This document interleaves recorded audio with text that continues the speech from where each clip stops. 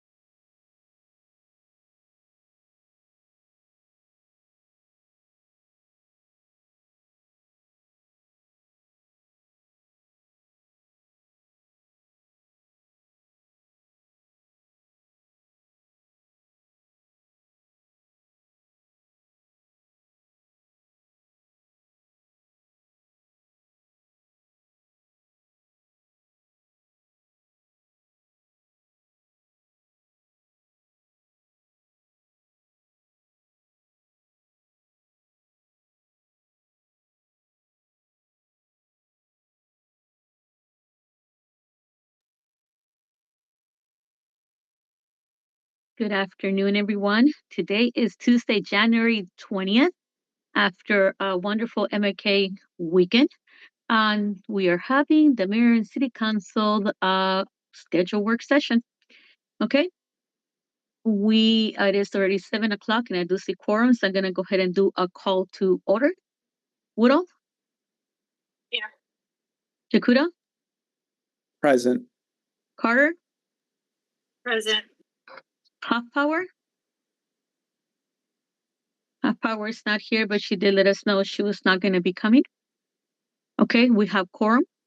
Moving on to item number 2, review of the agenda. 5 minutes. Valerie, can you go ahead and review the agenda aloud, please? Yes, thank you. This is the agenda for the work session of the Mayor and City Council, City of Mount Rainier, Maryland. It's a virtual work session Tuesday, January 20th, 2026 at 7 p.m. Items for discussion: 1, call to order, and number 2, review of the agenda. The Mayor and Council will review the agenda for the meeting, adding or deleting topics of interest or discussion. Number 3, presentation and discussion on missing middle housing, 20 minutes. Ms. Karen Miro from the Maryland National Capital Park and Planning Commission will make a presentation to the Mayor and Council on the missing middle housing. Number 4, presentation of building application for 3001 Taylor Street, Mount Rainier, Maryland. The Mayor and Council will receive a presentation from the owner of 3001 Taylor Street, Mount Rainier, Maryland. Number 5, presentation and discussion on report from the Arts Commission, 20 minutes. The Mayor and Council will receive a report from the Arts Commission. Number 6, discussion on support for the Help Us Stop the Landover Data Center community outreach, 15 minutes. The Mayor and Council will discuss support for the Landover community's outreach effort opposing the proposed Landover Data Center. Number 7, presentation and discussion of the FY26 operating budget and capital improvement second quarter financial report, 20 minutes. Finance consultant Ronald Wilson will present the FY 2026 operating budget and capital improvement second quarter financial report to the Mayor and Council. Number 8, discussion on resolution number 05-2025, appointing a new resident agent for the City of Mount Rainier. The Mayor and Council will have a discussion on resolution number 05-2025. Number 9, discussion on resolution number 06-2025, designating a Public Information Act representative for the City of Mount Rainier, 10 minutes. The Mayor and Council will have a discussion on resolution number 05-2025. Number 10, discussion on resolution discussion on resolution number 07-2025, Vice Mayor rotation, 15 minutes. The Mayor and Council will have a discussion on resolution number 07-2025. Number 11, discussion on simple resolution, 15 minutes. The Mayor and Council will discuss how to address simple resolution. Number 12, presentation of minutes, 5 minutes. The City Clerk will present the January 6, 2026 legislative meeting minutes to the Mayor and Council. Number 13, adjournment. Upcoming events, committee chair roundtable discussion, Tuesday, January 27th at 2026 from 5 p.m. to 6:30 p.m. at City Hall. Presentation of the proposed FY 2027 budget, Tuesday, February 17th, 2026. Budget public hearing, Saturday, March 21, 2026, Potts Hall / Welcome Center. Egg hunt, Saturday, April 11th, 2026, 11 a.m. to 1 p.m. at the Mount Rainier Nature Center. Mount Rainier Day, Saturday, May 16th, 2026, 11 a.m. to 4 p.m. Mount Rainier Nature Center. Thank you so much, Valerie, for also making sure you read even the announcements. This is important to get the community involved, so I appreciate that. The agenda has been presented and read out loud. Is there anything people are suggesting to remove, delete, keep? I need to know. Mayor, Joseph, go ahead. I would like to propose we remove the discussion of the simple resolution. While I do think it is an important discussion for us to have, I do think we're missing some key insights from our council member with a legal background for the discussion, and like to postpone it until next month. Okay, there's been a proposal to remove it. Joseph, can you give me a little clarity? Because the only person, the person that advises the council when it comes to municipal legal is our legal attorney. Is she supposed to be here today? No, I'm just saying that one of our council members has a bit of a legal background and can provide some insights. But I still would think it would be good for our fifth council member to be there for that discussion. The fourth council member, because we're a body of 5, not 6. Okay, there's been a request for an item to be removed from the agenda. I need to hear from you guys. How are you guys feeling towards it? I second. Valerie, hold on. Valerie, I'm fine with that. thank you. Danielle. I'm fine with that. Okay, so are we all in agreement? We're all in agreement to remove that item. That is fine. All right, anything else on the agenda? Hearing none, this agenda is moved as presented with the item being removed. Melissa, can you please make sure that that is noted, please? Okay, Mayor. Thank you so much. All right, moving on to item number 3, presentation discussion of missing middle housing.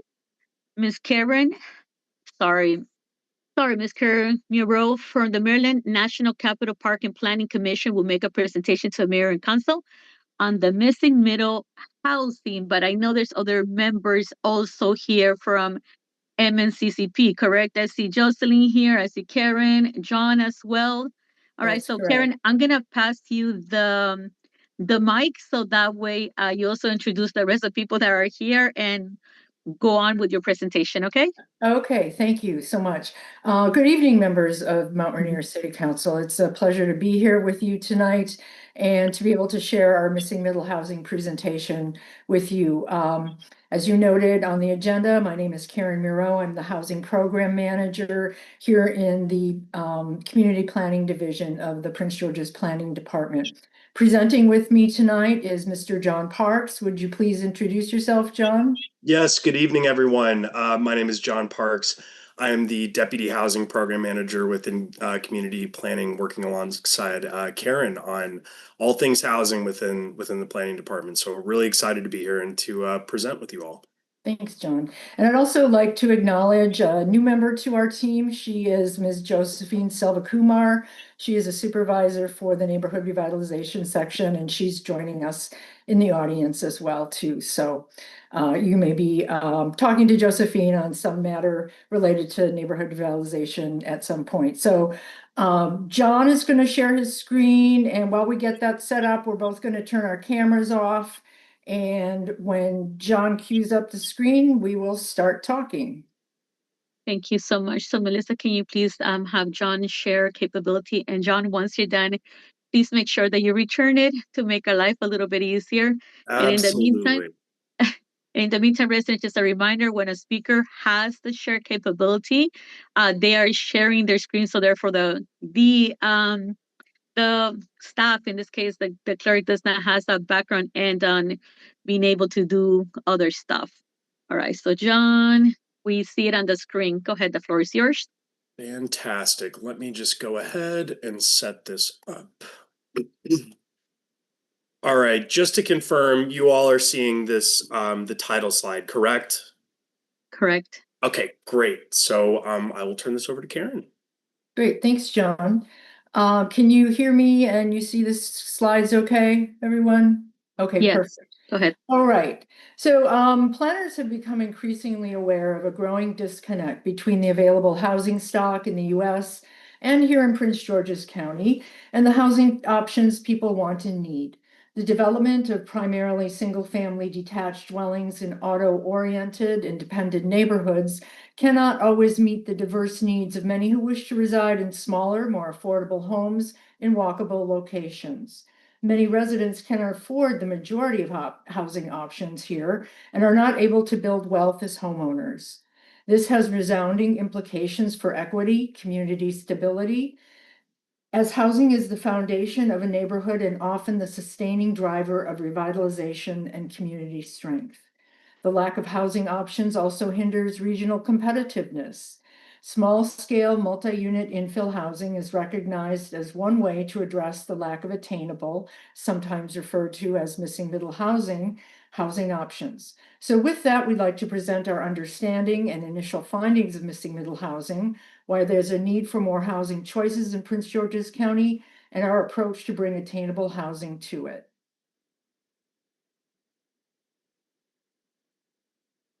So when we talk about missing middle housing, we're referring to housing types that have existed across the spectrum and indicate and include various types that fit seamlessly within the existing fabric of a block and are the building blocks for neighborhoods, towns, and cities. And they're most often seen in older, more urbanized neighborhoods built before the 1940s. This diagram shows missing middle types, the many housing options in between the detached single-family homes and higher intensity apartment buildings, which are both shown in white.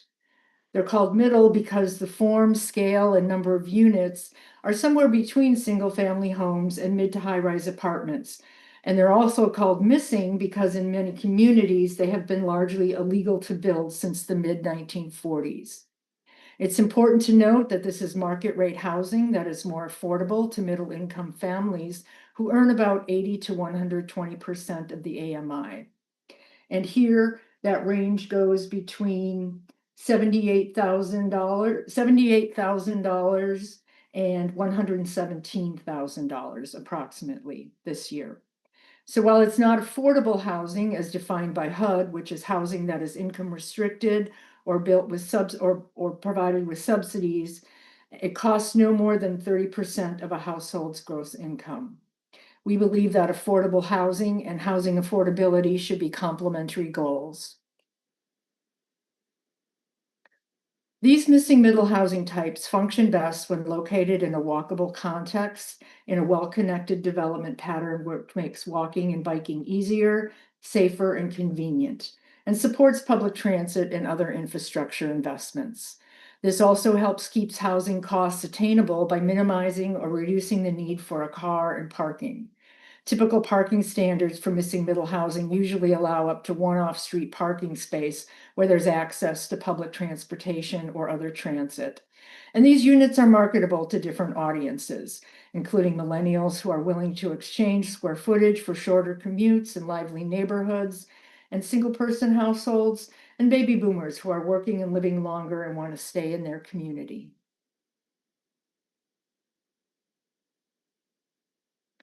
The form of each type varies slightly depending upon the context, but all of the core missing middle types share the same characteristics. The height is generally between 1.5 to 2.5 stories. Excuse me, that is 1 to 2.5 stories. Most have 2 to 8 units in a building or 4 to 8 units on a lot. Because the units tend to be smaller, with the typical size being approximately 600 to 1,200 square foot, they have small building footprints. And because the challenge here is to create small spaces that are well designed, comfortable, and usable. Smaller size units can help developers keep their costs down and attract a different market of buyers and renters who are not being provided for in all markets.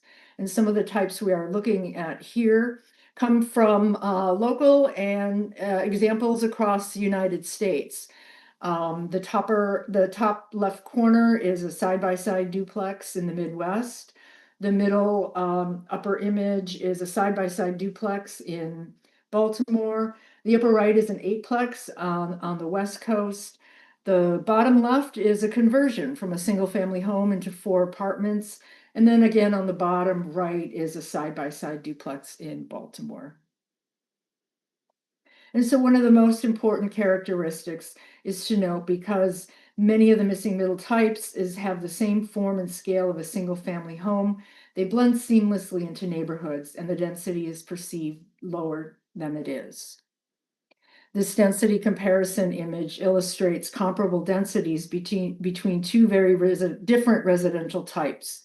They have similar densities, but the scale and form of the building on the right fits into the context of an existing neighborhood here in Prince George's County and may be more readily embraced by the community. On the left is a photo of Ballarat Bowie, an actual Levittown built in Bowie, Maryland.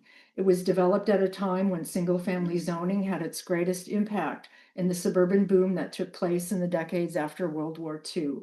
Fueled by generous loans guaranteed by the FHA and the Veterans Administration, Ballarat took the form of single-family homes on individual lots, the overwhelming choice of Americans moving to the suburbs then. Developers catered to this preference, and with the encouragement and approval of the federal government, developers such as William Levitt explicitly barred people of color and some religions from buying into these subdivisions. This and other inequitable practices like redlining and restrictive covenants fostered long-lasting patterns of racial segregation in the suburbs long after the Fair Housing Act of 1968. One of the legacies of this is that white Americans built wealth through home ownership, while Black Americans were systematically denied that opportunity. This history is one of the most significant contributors to the racial wealth gap. And while these developments created affordable starter homes and home ownership opportunities for some, it set the stage for an inequitable housing landscape that endures today. Zoning intentionally segregated Americans by race and class, and one consequence was the elimination of essentially all housing types except for 2, large multifamily developments in urban areas or more urbanized areas, and single-family developments in suburban areas. Regulatory zoning in the US has evolved, but not by much.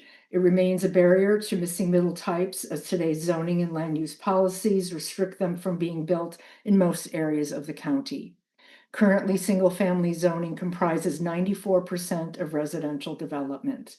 While the zoning code has provided added flexibility in housing types allowed, it still may not support the diverse range of housing that Prince George's County will need.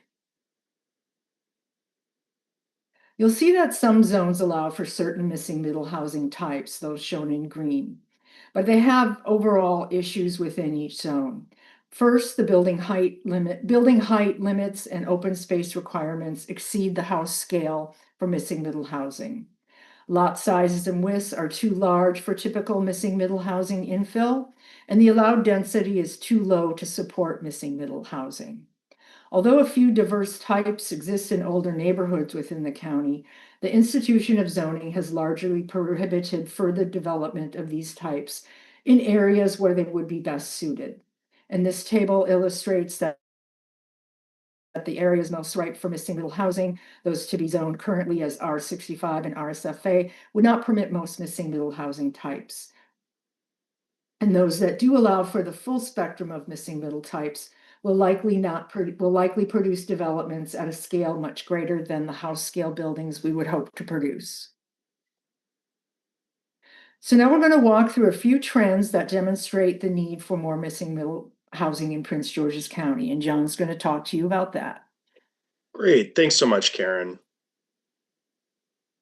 Just advance this. So this slide shows the average income for several different types of workers in the region.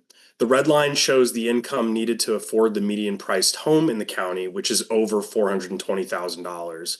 And the yellow line shows the income to afford median rent in the county, which is over $1,700. This table demonstrates that critical employees to the local and regional economy clearly do not earn enough to live in Prince George's County. Missing middle housing types provide housing opportunities for these crucial middle income earners. So these are teachers, firefighters, tradespeople, and other essential workers. And in many cases, these workers may not be considered low income enough and will not qualify for subsidized housing. Yet these workers may be unable to afford market rate housing expenses in the county. One of the guiding principles of this initiative is to explore ways to facilitate an abundance of market rate, attainable housing that provides a range of best fit options for these middle income earners. This is a challenge because, as we all know, housing costs are going up. And housing is expensive. Many people are seeking more attainable housing options in order to pay for their costs of living, as cost of living is rapidly increasing in all of our communities. And this image demonstrates that there's a downward market pressure on lower income households due to insufficient housing at all income levels. Rents and home prices have been rising faster than income in the United States for the past 2 decades. For many households, increasing housing costs means there is less to spend on other necessities, including food, education, healthcare, or retirement savings. Particularly for younger Americans, high housing costs may be preventing them from living on their own or forming independent households. And while the magnitude of these effects resonate for so many, housing cost burden is felt inequitably and are particularly severe for households of color, lower and middle income households, and renters. And a household is considered cost burdened if it is paying more than 30% of its total income on housing related expenses. So this does include mortgage payments or rents, utilities, taxes, or home insurance or renter's insurance. And in Prince George's County, 72% of our renters are considered cost burden, and over a third of homeowners are as well. One interesting trend to note with this is that in the few years since we've started collecting data, the share of renter and homeowner cost burden households has grown from 54 and 29% respectively. Housing cost burden impacts people's lives. It impacts their choices on where to live, how long they must commute, and even has a direct effect on human health. Increased competition for limited housing supply drives up housing prices for everyone. And this is slightly dated information, but in 2023, there were slightly over 350,000 occupied housing units in the county. Of that number, only 1,200 were new construction, which is substantially fewer units than the annual production target to meet housing demand. And since this number, we still have failed to meet those metrics for new housing construction to meet demand. And not only will we need to produce more housing to meet demand, Prince George's County will need to produce housing that reflects the needs of new households and accommodates future growth and diverse housing preferences. The number of households following the typical arrangement that existed during the post-World War II boom has largely transformed over time, and Prince George's County mirrors these national trends. Other family arrangements are becoming more typical, such as multi-generational and non-family households. And as our population ages, there will be more single-person households and adult heads of households living with one or both of their parents. And this can be attributed to caretaking needs of seniors or directly to increased housing costs. And what is particularly concerning is the impact of high housing costs on young adults forming or maintaining economically independent households. If housing costs continue to rise, there will be compounding economic burden on young adults, which can minimize household growth rates and the overall economic competitiveness of Prince George's County in the future. And so with this context, it is imperative to seek innovative housing solutions, such as missing middle housing types, which support economic independence for the next generation of households within the county. So in Prince George's County, we have a substantial amount of single-family homes, both detached residences or attached townhomes. We have large-scale multi-unit opportunities, but largely only in high-intensity apartment buildings or condominiums. And over the last decade, the number of new single-family units has significantly outpaced other types of development. So what's missing is missing middle housing, smaller units with 2 to 9 units located on structures that fit into the scale and form of existing neighborhoods. These units are often less expensive, and their market value for purchase or rent can be lower due to decreased construction costs. And the lack of missing middle housing inventory in new construction of all housing types drives up housing costs for everyone in Prince George's County. In our general plan, Plan Prince George's 2035 recognizes this challenge. It says that Prince George's County is not prepared to meet the housing preferences of many of its seniors and young professionals, and this directly impairs our economic competitiveness in the region. And so with that, I'm going to turn it back over to Karen to discuss the benefits of missing middle housing and what these benefits could be for Prince George's County.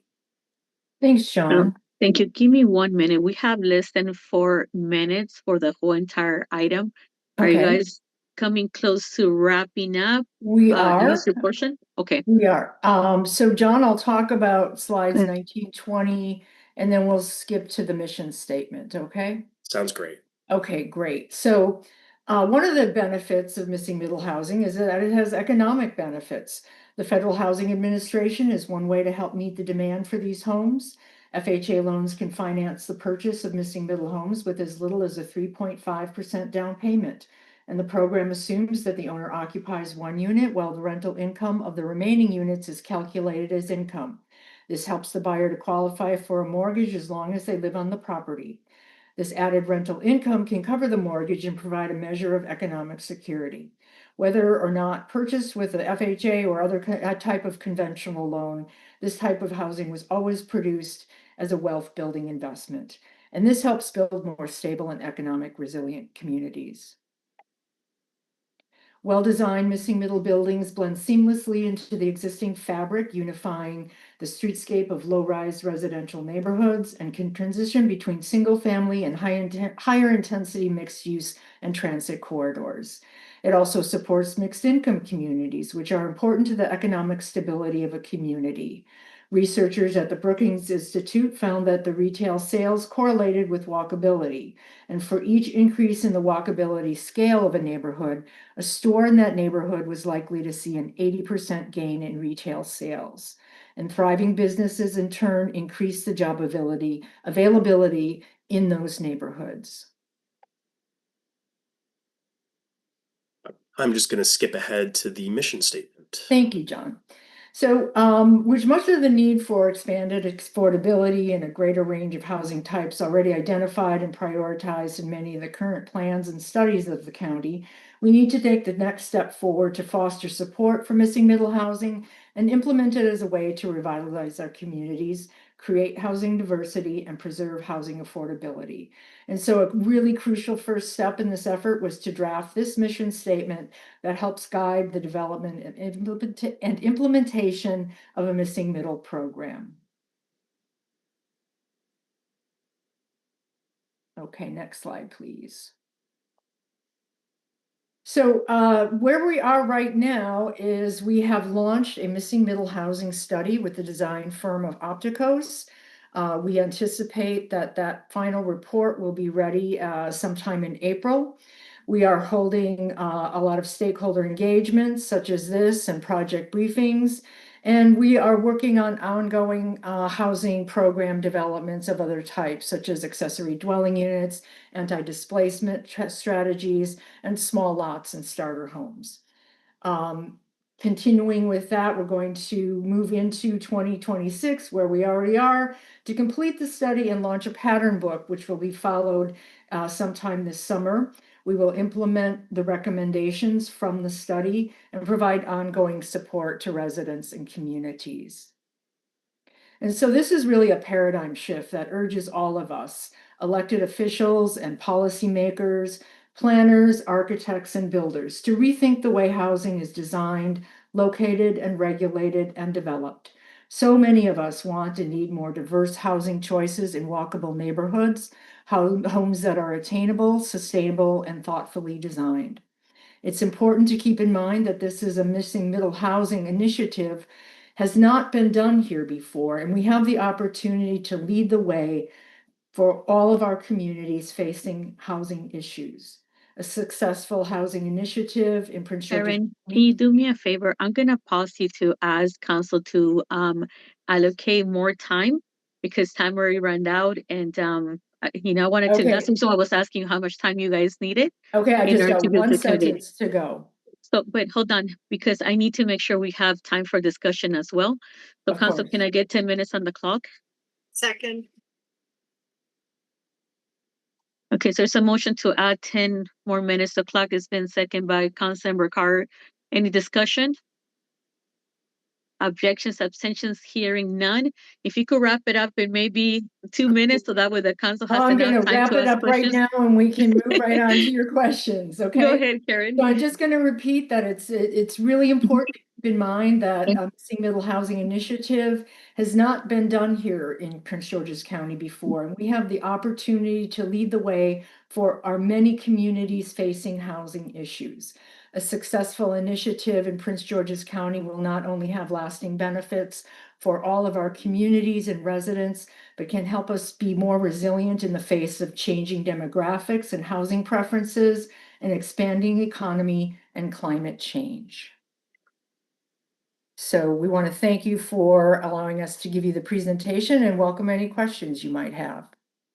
Thank you so much. I'm gonna go to council to see if they have any questions. And as a point of reference, on the ferry meeting, we're gonna have the MNCCP 2040 collective here as well. So we'll be having a lot of which is great because I think you guys have been outstanding at community outreach, and this shows, So thank you for that. So I'm gonna go ahead and go Danielle, Joseph, Valerie. Go ahead.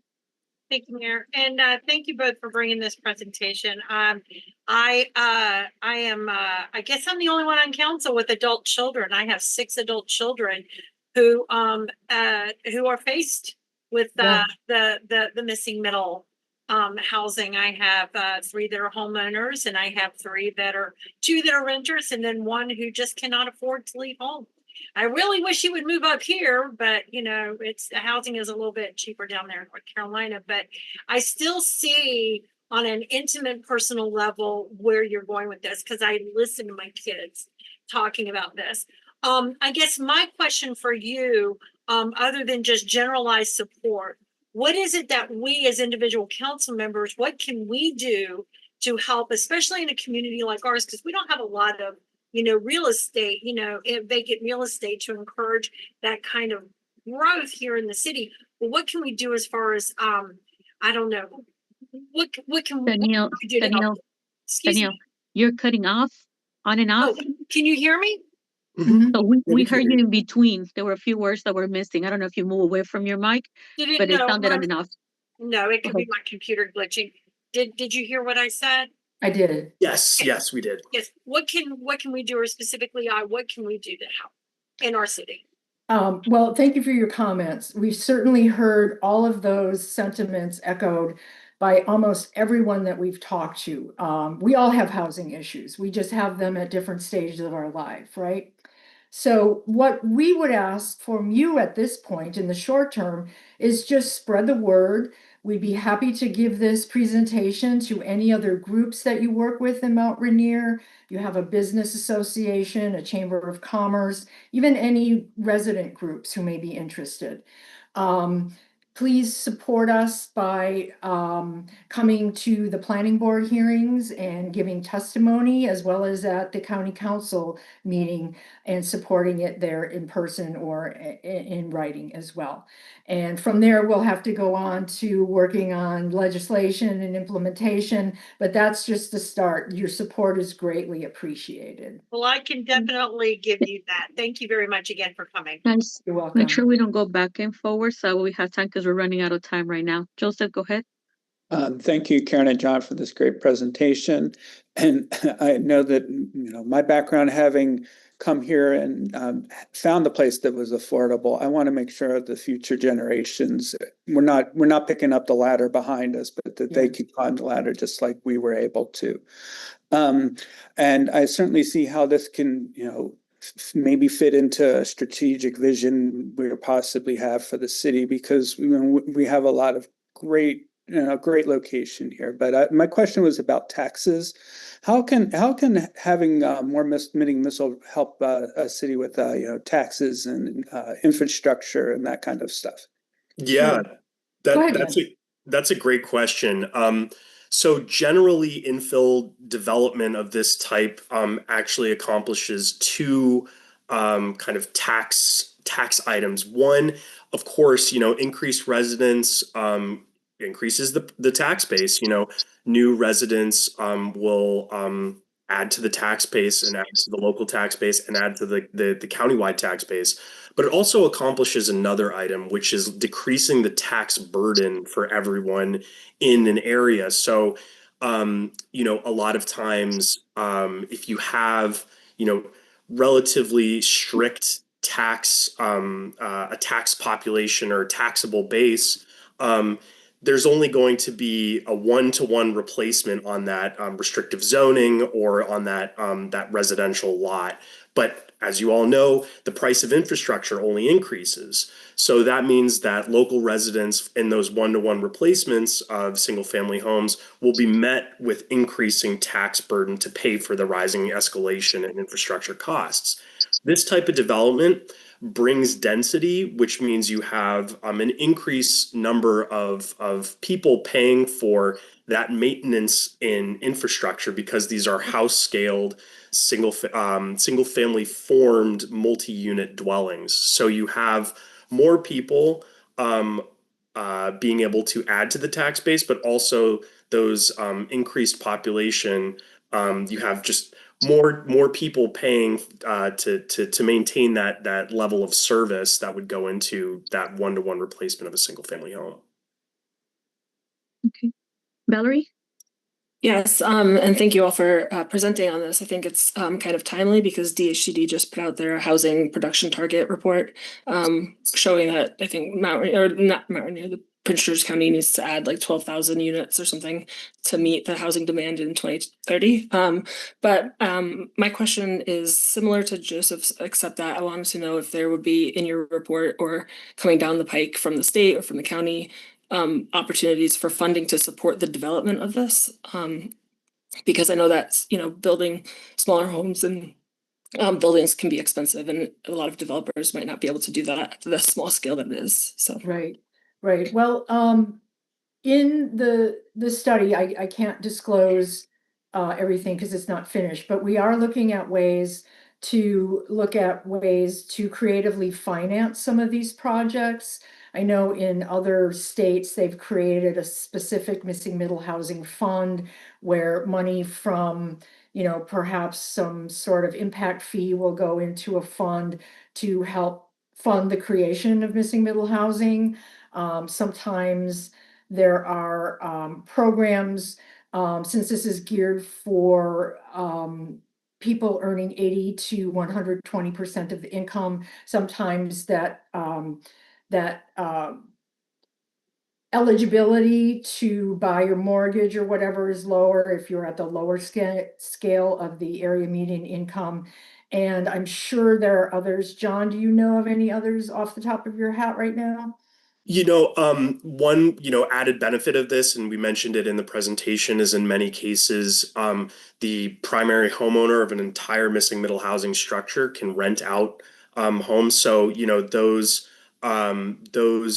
rents from other units in that missing middle housing type can be underwritten in a conventional mortgage. So, you're creating small scale, not only homeownership opportunities, but also for housing providers to be able to collect those rents from the other units in order to pay for the mortgage for their home and the entire building. So the FHA has recently published guidelines around how to underwrite that type of ownership structure into conventional mortgages.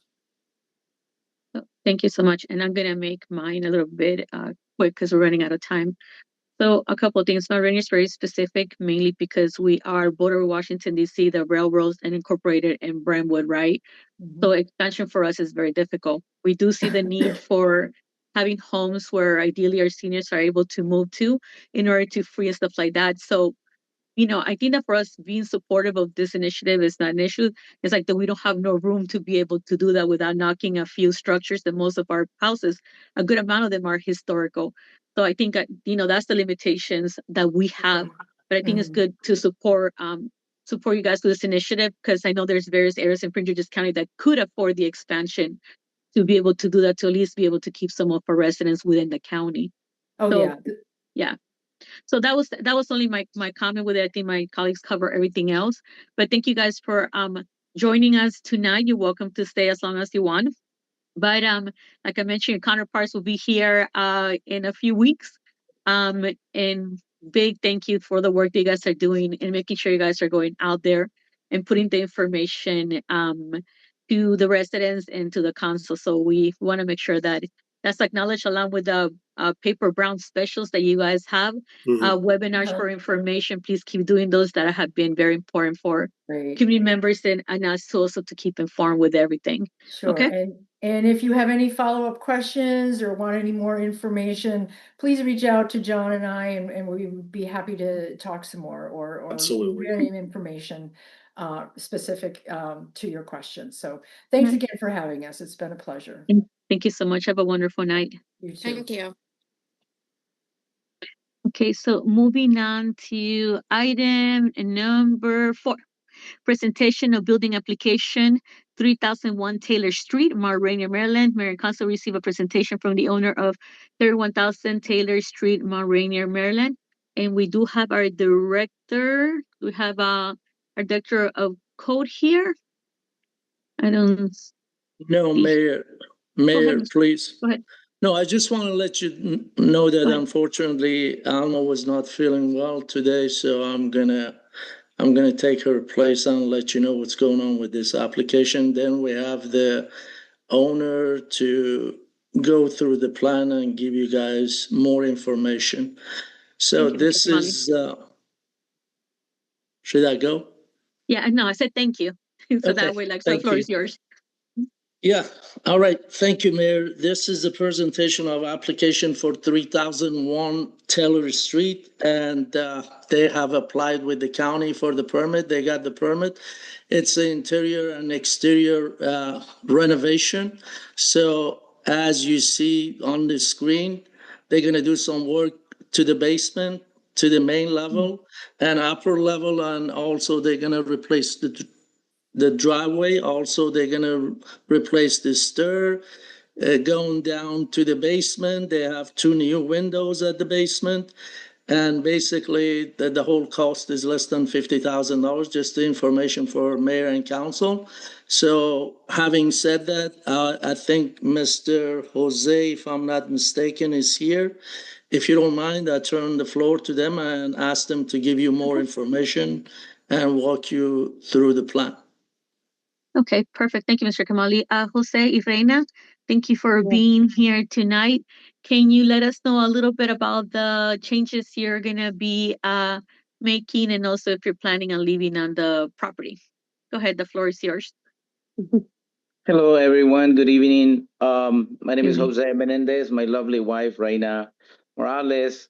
We are investors that we actually looking for distress or houses that being like seated in a certainly place to try to make them beautiful. And this is the first time we work in Rainier.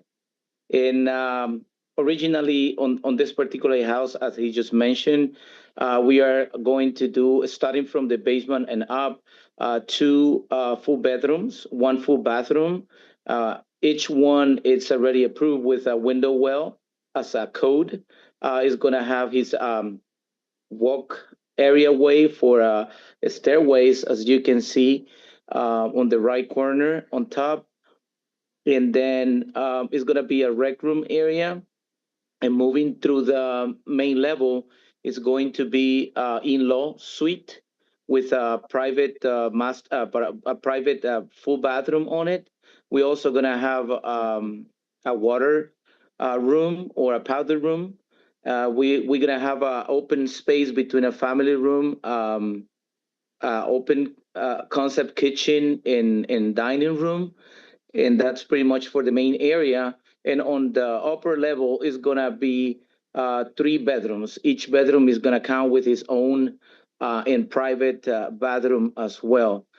Pretty much, that's exactly what it is. What we were requesting, as they just mentioned, we just got an approval for PG County, and we just begging for you to allow us the opportunity to finish this beautiful project that we have on mind. Because I might be cannot be a good talker, but one thing I can tell you, what we are doing, we're doing with passion, and we want to continue making Mount Rainier and any other place where we can go, and they allow us to keep building and making beautiful, safety and affordable homes for people.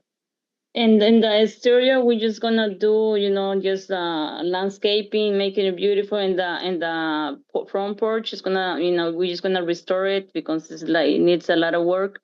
But we're just trying to make it, a rehabilitating the house, so it can be livable. Thank you. Thank you. Okay. Gracias. So, no begging needed. We usually ask for people to come to mayor and council to make sure that, our residents as well as the team hears for projects and we get to put a face to whoever's doing the work. So I'll start with thank you for choosing my Rainier. And as you heard from the previous presentation, we need to take care of our housing to make sure we meet those numbers in Prince George's County. So thank you for doing your part. And next step I'm gonna pass it to one of the council members. He's gonna give you a whole spiel of information. Many other things, if not every single thing, our co-director, Ama Ferrufino, already covered it. But we try to cover it as well in public so that way later on we could, remind you that we told you guys here to make sure to follow through with it. Okay, so I'm going to pass the mic over to Councilor Jacuda so he could give you the Brian and Luke Chestek spiel. Go ahead, Joseph. Yeah, thanks for coming out, Jose and Reina. And I'm glad to see you're fixing the house. I want to remind you of a few local rules so that you can be a good neighbor throughout your project. You probably heard what I said from code enforcement already, but we just want to make sure you know. First, we do have a noise ordinance, section 10-121. So please limit construction activities to 8 a.m. to 8 p.m. to avoid violating it. Second, we do have a tree ordinance, section 712B-7. The ordinance protects private trees 56.5 inches or more in circumference, measured at 4.5 feet above the ground. If you plan to do anything with a tree that size, even if it's in bad condition, you must talk to code enforcement. You also need to make sure any tree prunings are reviewed. Finally, take care when digging, moving, and grading soil to prevent stormwater from running into a neighbor's yard or any of the other properties. When in doubt, call Alma. Thank you. Okay, so you already heard that from our director. I'm gonna go ahead and have the other two council members if they have questions or comments. Okay, so we're almost done with the process. Okay, so Valerie, go ahead. Yes, well, thank you for working on this property. I think I walk by it every day. So I've been waiting to see it be completed and restored. So thank you for the work. I don't have any questions. Okay, thank you. Danielle? Yes, first thing I have to say is congratulations for getting your county permit. I know that was a pain, so congratulations. Yeah. Thank you again I echo the other council members. Thank you for choosing Mount Rainier, and I'm looking forward to watching the progress. Thank you. Okay, Joseph, do you have anything to add aside from the spiel? No, me and my puppy walk by it all the time. I did have one question. Go ahead. I just in case anyone asked, I didn't know that work had been done on it prior. I was just wondering what the story is there. You talking on the about tarping that is there, Yeah. Mr. Joseph? Yeah, we got some debris because we've been waiting for the permits, right?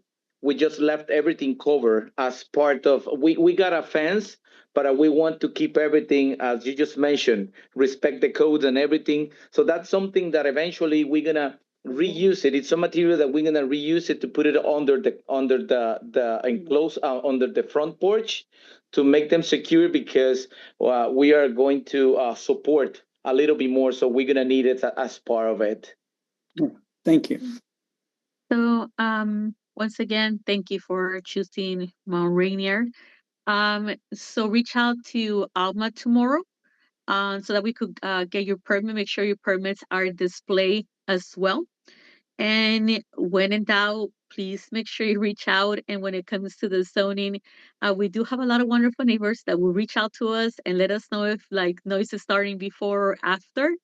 And if we get the call, then you guys get the call. So please help us avoid getting those calls in the morning, okay? And we just want to say, yeah. say thank. I'm sorry to interrupt. We just want to Yeah, say go ahead. thank because you've been guiding us, and that's exactly what we need. You know, we want to work according to the codes and the regulations, and we love to do it that way. And you've been such a great help for us. We are learning a lot, and the more we learn, I think it's going to be a win-win for everybody because we're going to less make mistakes, and we're going to make everybody happy. So thank you so much. We're very fortunate to have a wonderful co-director and a city manager as well that, help with all the work. So reach out to Alma in order to get any additional help or information clarity. So you're welcome to stay for the meeting, or if you could go and rest. Las dos cosas está bien.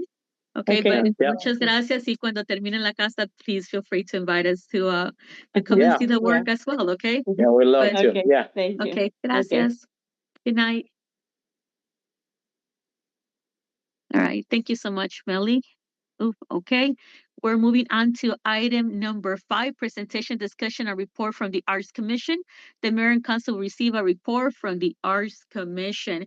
Valerie, I'm going to pivot to you. I do see quite a few. I see Rebecca. I see John. Let me see. Who else do I see from the Art Commission? A couple of Cyclina. Let me see. So go ahead and pin it out to them, and then we'll let me know who you want me to put the information to. Go ahead. Yeah, thank you.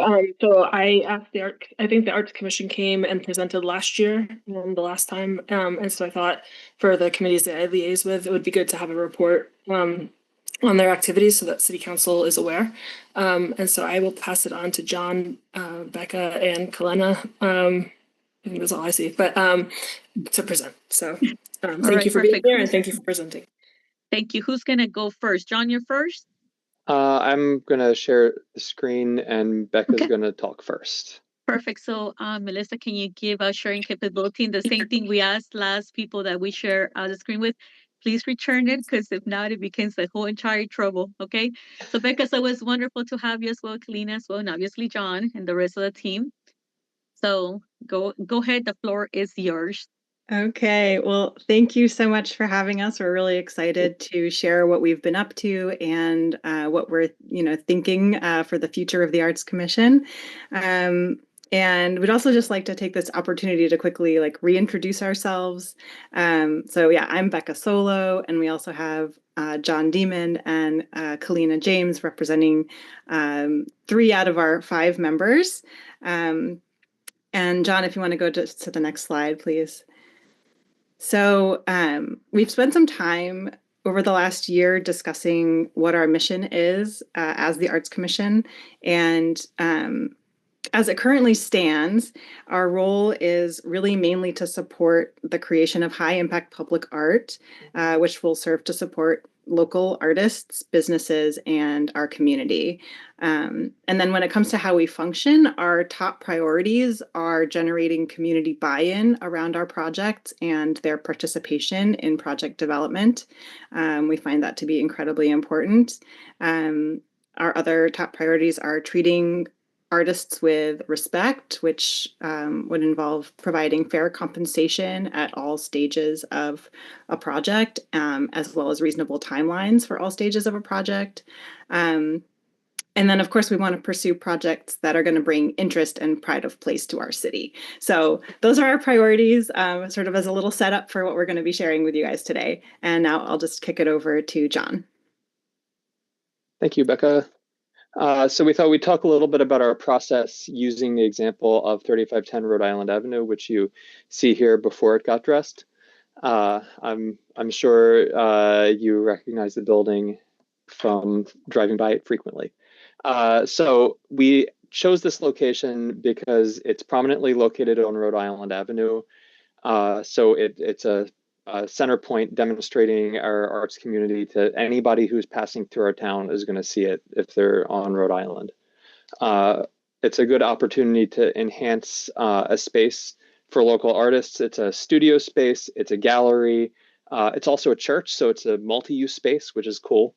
And the building owner and the owner of Station 3510, which is housed there, were both on board and excited to do it.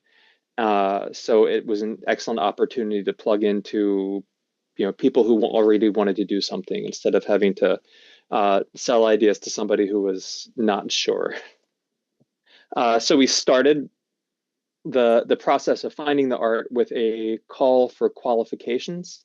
And the eligibility was basically the DMV area with all of Maryland. And we wanted people specifically who had demonstrated experience with large-scale mural installations. We did a public call and had people submit qualifications through publicartist.org because that's where public artists are looking for opportunities. And we also were able to receive emails, so people didn't have to go through publicartist.org if it wasn't a venue they were comfortable with. And artists were to submit 3 examples of their previous mural work to show what their style is and that they have the sort of experience we're looking for. The platforms we used for announcement were the Arts Commission webpage, Mount Rainier social media, the newsletter, publicartist.org, East City Art, Gateway CDC, emails to artists and organizations, including Gateway Media Lab, Artbox DC, Red Dirt, Otis Street, a lot of other ones. There's some other stuff left off this list as well. We just kind of blasted it out into the community everywhere we could. We wanted to get as many artists as possible. And then I think we got around 100 applications total.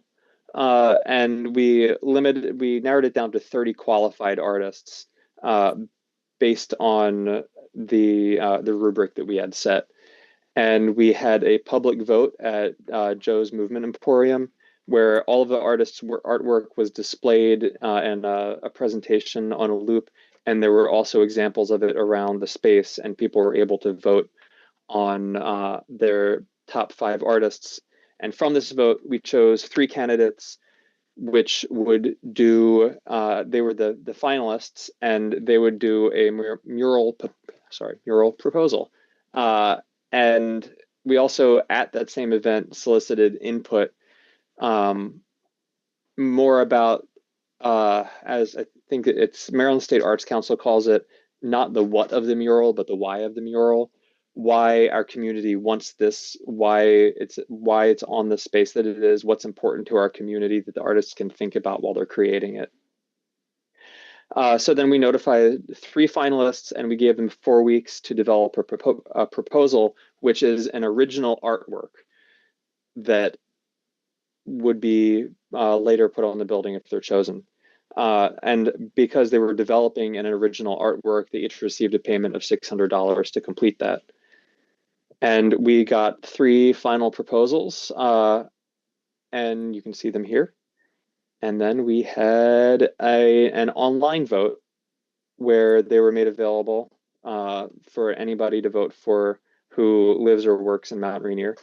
And out of 245 votes, 57% were for the 3711 Studio Collective, who happens to reside in Mount Rainier, practically across the street. So it was an excellent opportunity to support our local artists as well. And we worked with the city, with the building owner and residents, checked in with the MUTC, and worked on a contract with artists and built a timeline and had a finished mural. Yay. So budget-wise, the total budget was $20,750. We had to pay for the call and award cycle hosting with publicartist.org, plus the stipend for the 3 finalists, and then $17,500 to the selected artist for the mural completion, and then $1,050 for preservation and maintenance, based on 6% maintenance funding that was used. That's the formula that was used in previous murals. So then we looked at whether this project was a success. It seemed to get a great deal of praise from the community. Nobody complained to us directly. I'm sure somebody figured something out to say, but they didn't say it to us or anywhere we saw on social media.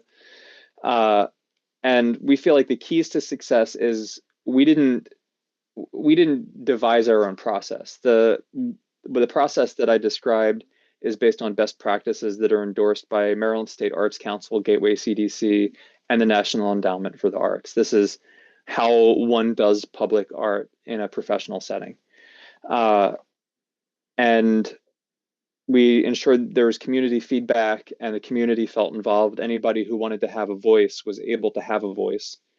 And we worked hard to have fair treatment of artists, which leads to higher quality work. And also, we're an arts community, so we don't want to look like we're taking advantage of artists.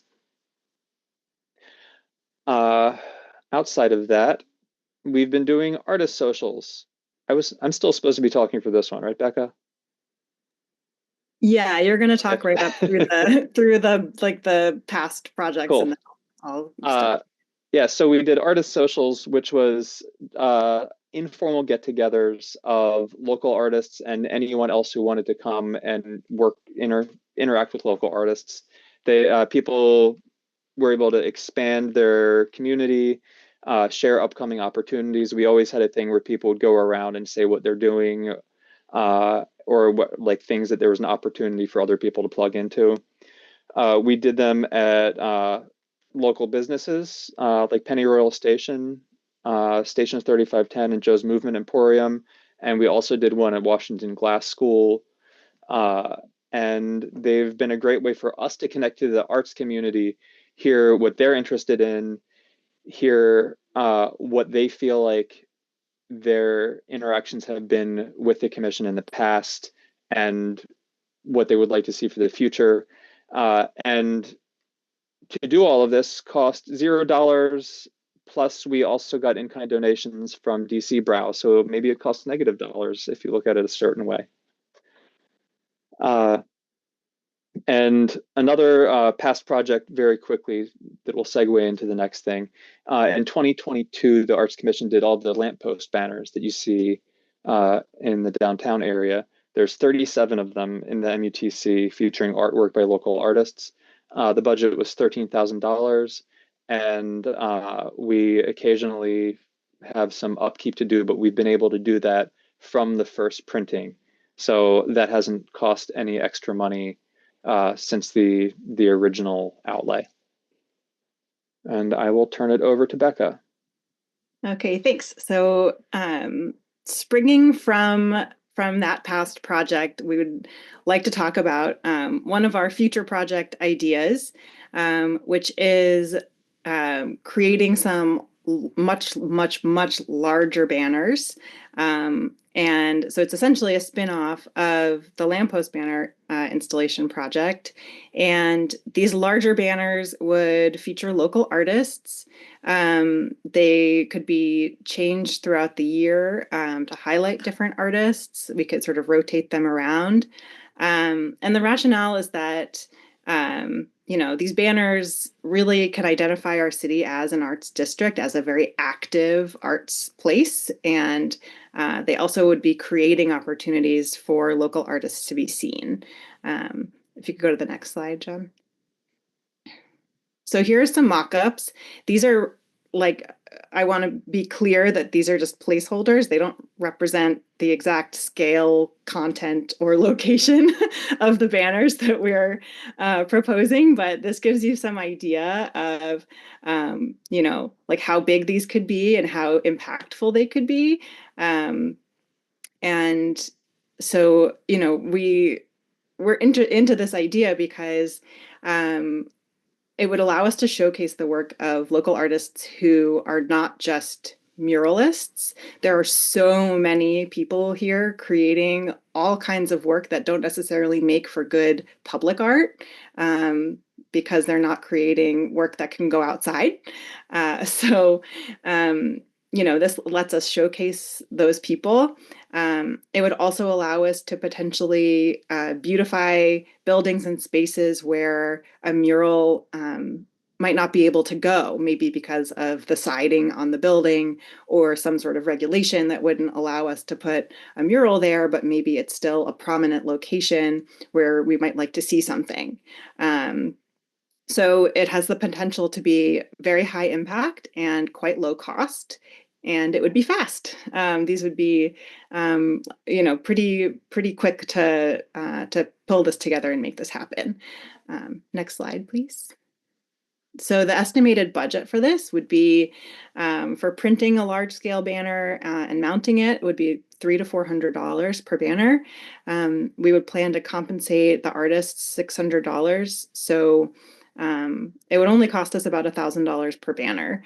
And if we plan to do 4 or 5 of these a year, and we could make it an ongoing thing, or we could try it for 1 year. But essentially the total project budget would be $5,000, which is our current budget for this year. Next slide, John.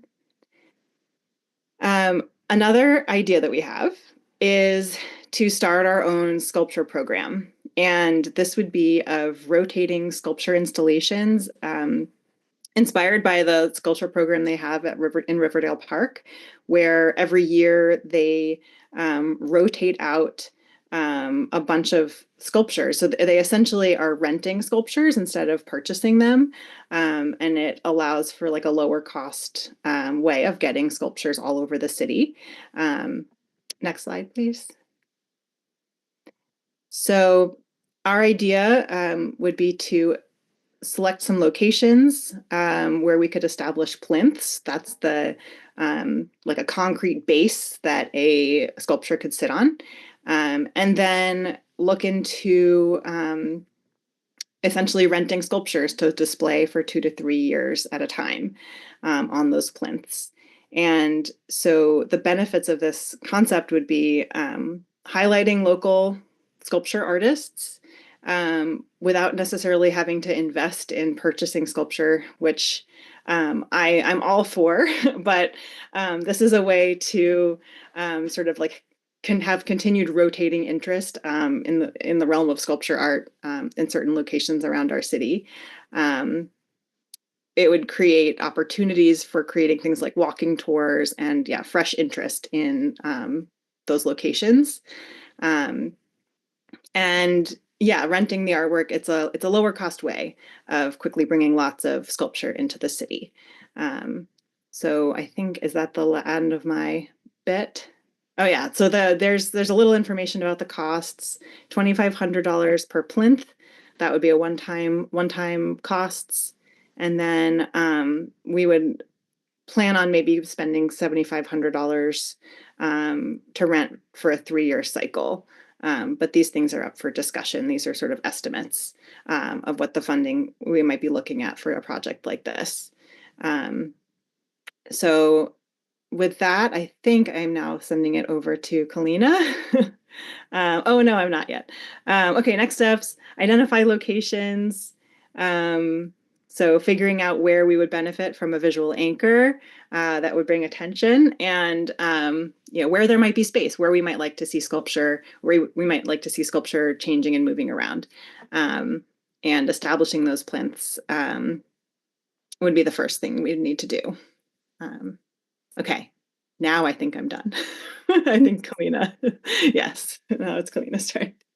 All right. For my bit, I'm going to keep it short because I know that we have 5 minutes. So another future project is the traffic circle.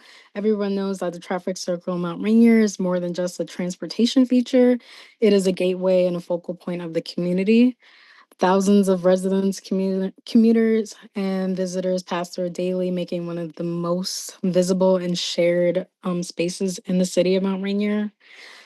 Because of this, it offers a unique opportunity to communicate identity, pride, and creativity. So one of the large benefits is like pride of place, generate interest in our city, becoming a very major landmark in the city of Mount Rainier, and also is an entrance to the Gateway Arts District. The next few slides is just a few mock-ups. Of course, it's not going to be official art. Just visual mock-ups illustrating how the proposed sculpture could be integrated into the traffic circle. So for challenges and considerations, with the city's approval, we would discuss the idea with the Maryland State Highway Administration, or the SHA, to determine viability. I can't remember if we have to mention anything about trees. Let's see. Actually, Can I ask you guys how much time you guys have in the presentation so that way I could ask council to add more time because we're wrapping it out to the last 2 minutes or so. sure. Council, Yeah. can I get 10 more minutes on the clock, please? A motion to get 10 more minutes. Second. It's probably moved in second. Any discussion? Abstentions? Objections? Okay, so you guys, 2 more minutes to present and then I'll open it out to council, okay? Go ahead. Okay. I think the last thing was, if the concept is greenlit, of course, we applied for planning grants from the Maryland State's Arts Council in late 2026 for distribution in 2027. So overall next steps, the big banners will be used for allocated budget this year in the city. And of course, if the city wants to fund it, we can start putting in plinths for the sculpture program. This year or the next year, $2,500 per plinth. A greenlit on the traffic circle concept will mean we can start pursuing inquiries on that front. Any ideas, questions, concerns? Okay. That's it for your presentations before I open it out to council. And I will tell you that when we talk about trees are always part of the conversation. Okay. All right. So Danielle, I'm gonna go with you first on Joseph, Valerie, and I'll come around. Go ahead. Okay, thank you so much. Thank you guys for coming and giving this presentation. I can't let this go any further without thanking you, Rebecca and team, for adding Alonzo in on those banners. That was, I don't know if it was intentional or if it was done before he passed, but as you can tell, it's got me a little fogged up. So that was a great shout out to a great man. Thank you for that.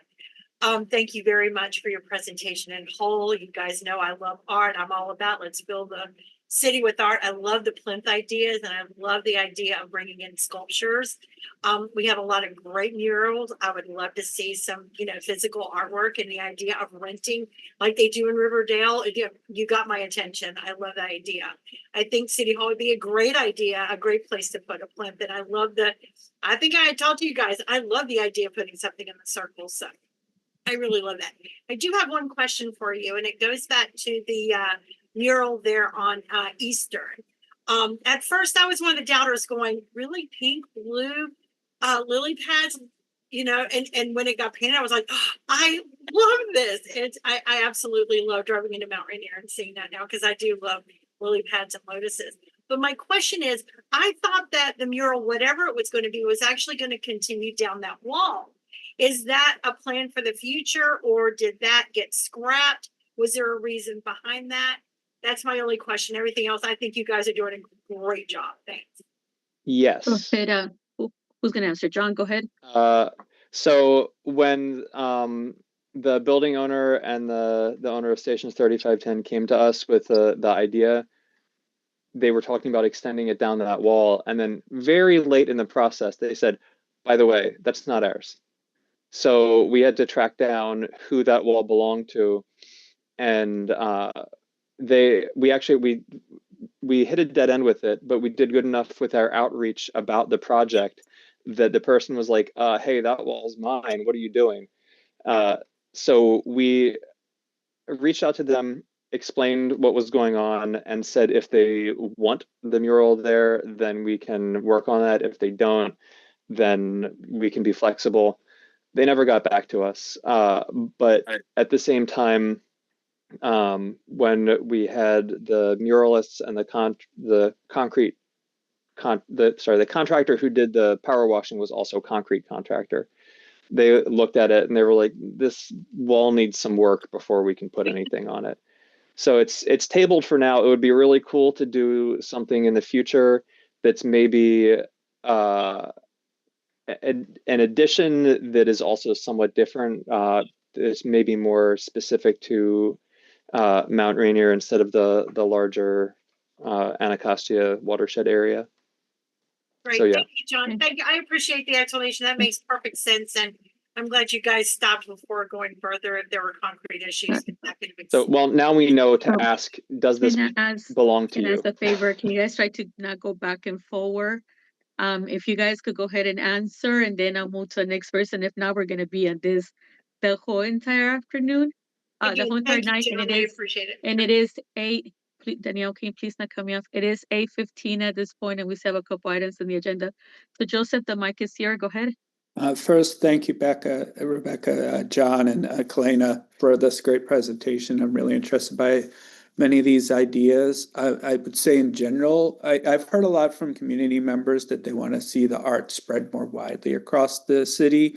And I do think that those first two ideas present an opportunity for that because perhaps the Kaywood shopping center or some of the other major points of our city could be employed to host some of these spaces. So I would definitely be more in favor of ones that allow for the art to be spread out. But I'm wondering from you guys, which one do you think's the one that would bring the most folks on a regular basis from outside of the community to come visit us? I mean, probably the sculptures. I think the physical objects that you can walk around that are kind of a destination would, and also the rotating interest factor would sort of generate like continued change and sort of like a freshness, and we would like be able to announce whenever it's changing and that sort of thing. So yeah, I think the banners idea is sort of creating like vibes and the sculptures are creating like focal point interest and sort of destination. Yeah, I don't know, does that sound right to the rest of you guys? Yeah, I mean, the traffic circle is the thing that'll bring people in if we can do that, but that's a long-term project. Hey, Valerie. Well, thank you. I think the presentation was really well done. Thank you for presenting. I think I like the sculpture idea because you can find places that the city has ownership of the land to put the sculptures on. And I think that would be critical. So I think as a commission, we should continue to work with the city manager and team on these proposals so that we're all on the same page going forward. But I think that's all I have. Thank you. Thank you. I'll give you a little bit of feedback on it. I love the arts. You guys have known since before the art commission was an art commission. I helped Luke in order to create that. So this is his baby, like Luke Cheswick, former council member, right? So I have a question that I wasn't sure if it was covered in the presentation. I know that MUTC is very specific when it comes to banners being put on walls. Has that conversation started? Because with the facade improvement, we made every effort to remove every banner that was in the business district, because if not, they get cited. So I wanted to make sure that conversation, if it hasn't happened, for it to happen, because I will hate for it to go along the way. A great idea, but it might not be supported with the current zoning, right? So that might be one of them. When it comes to the trees, I would say my biggest concern for the circle is we do have beautiful trees, and I don't know if that space might be able to, roots wise, be able to put anything without damaging the trees in the circle. And those trees have been baby and taken care of, and we have spent quite a bit of money on the electrical part of it, that is all connected there. So that's something to make sure we look into, because anything that would like destroy those trees, I don't think the tree commission is going to be happy with. And those trees have been around for a little bit, right? And regarding the moving structure, I think it's a wonderful concept. Part of the presentation I did not see what the insurance will be for it. And based on past experience, and Mr. Kamali, correct me if I'm wrong on this, but when we had the sculpture on Easter and Rhode Island, that thing got hit several times through the year. So we had it to like fix it, put it, mind you, that was also on loan. It did not belong to the city. So let's make sure that insurance is added to it and whatever else needs to be added to be able to preserve it. It's also taken into account. But when we had the sculpture, it was beautiful, and we loved it. But I think, was it at least twice a week, Mr. Kamali, that it was getting hit? So it got to a point that we had to remove it because we couldn't be able to preserve that entity of this. And, at this point, it might have been like sculpture plus how many cars hit it, right?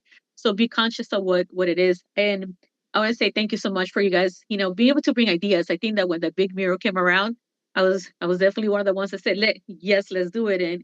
And having a studio, Kendricks and them heavily working and saying, we love this, let's join, has been like an outstanding marriage, for the Mount Rainier community.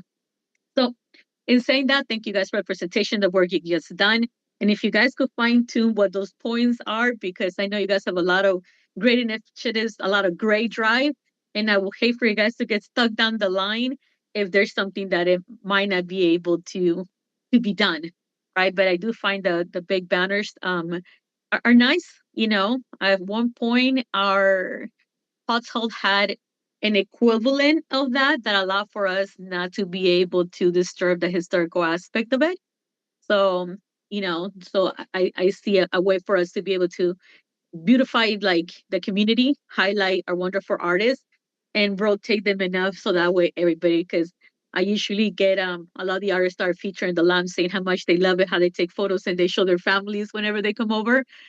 But it's a sense of pride that they're identifying our Rainier as well. So, and overall, I'll say thank you guys for the great work as well as the other two members. And hopefully we get positive answers to those questions so that we could figure out like what could potentially be done.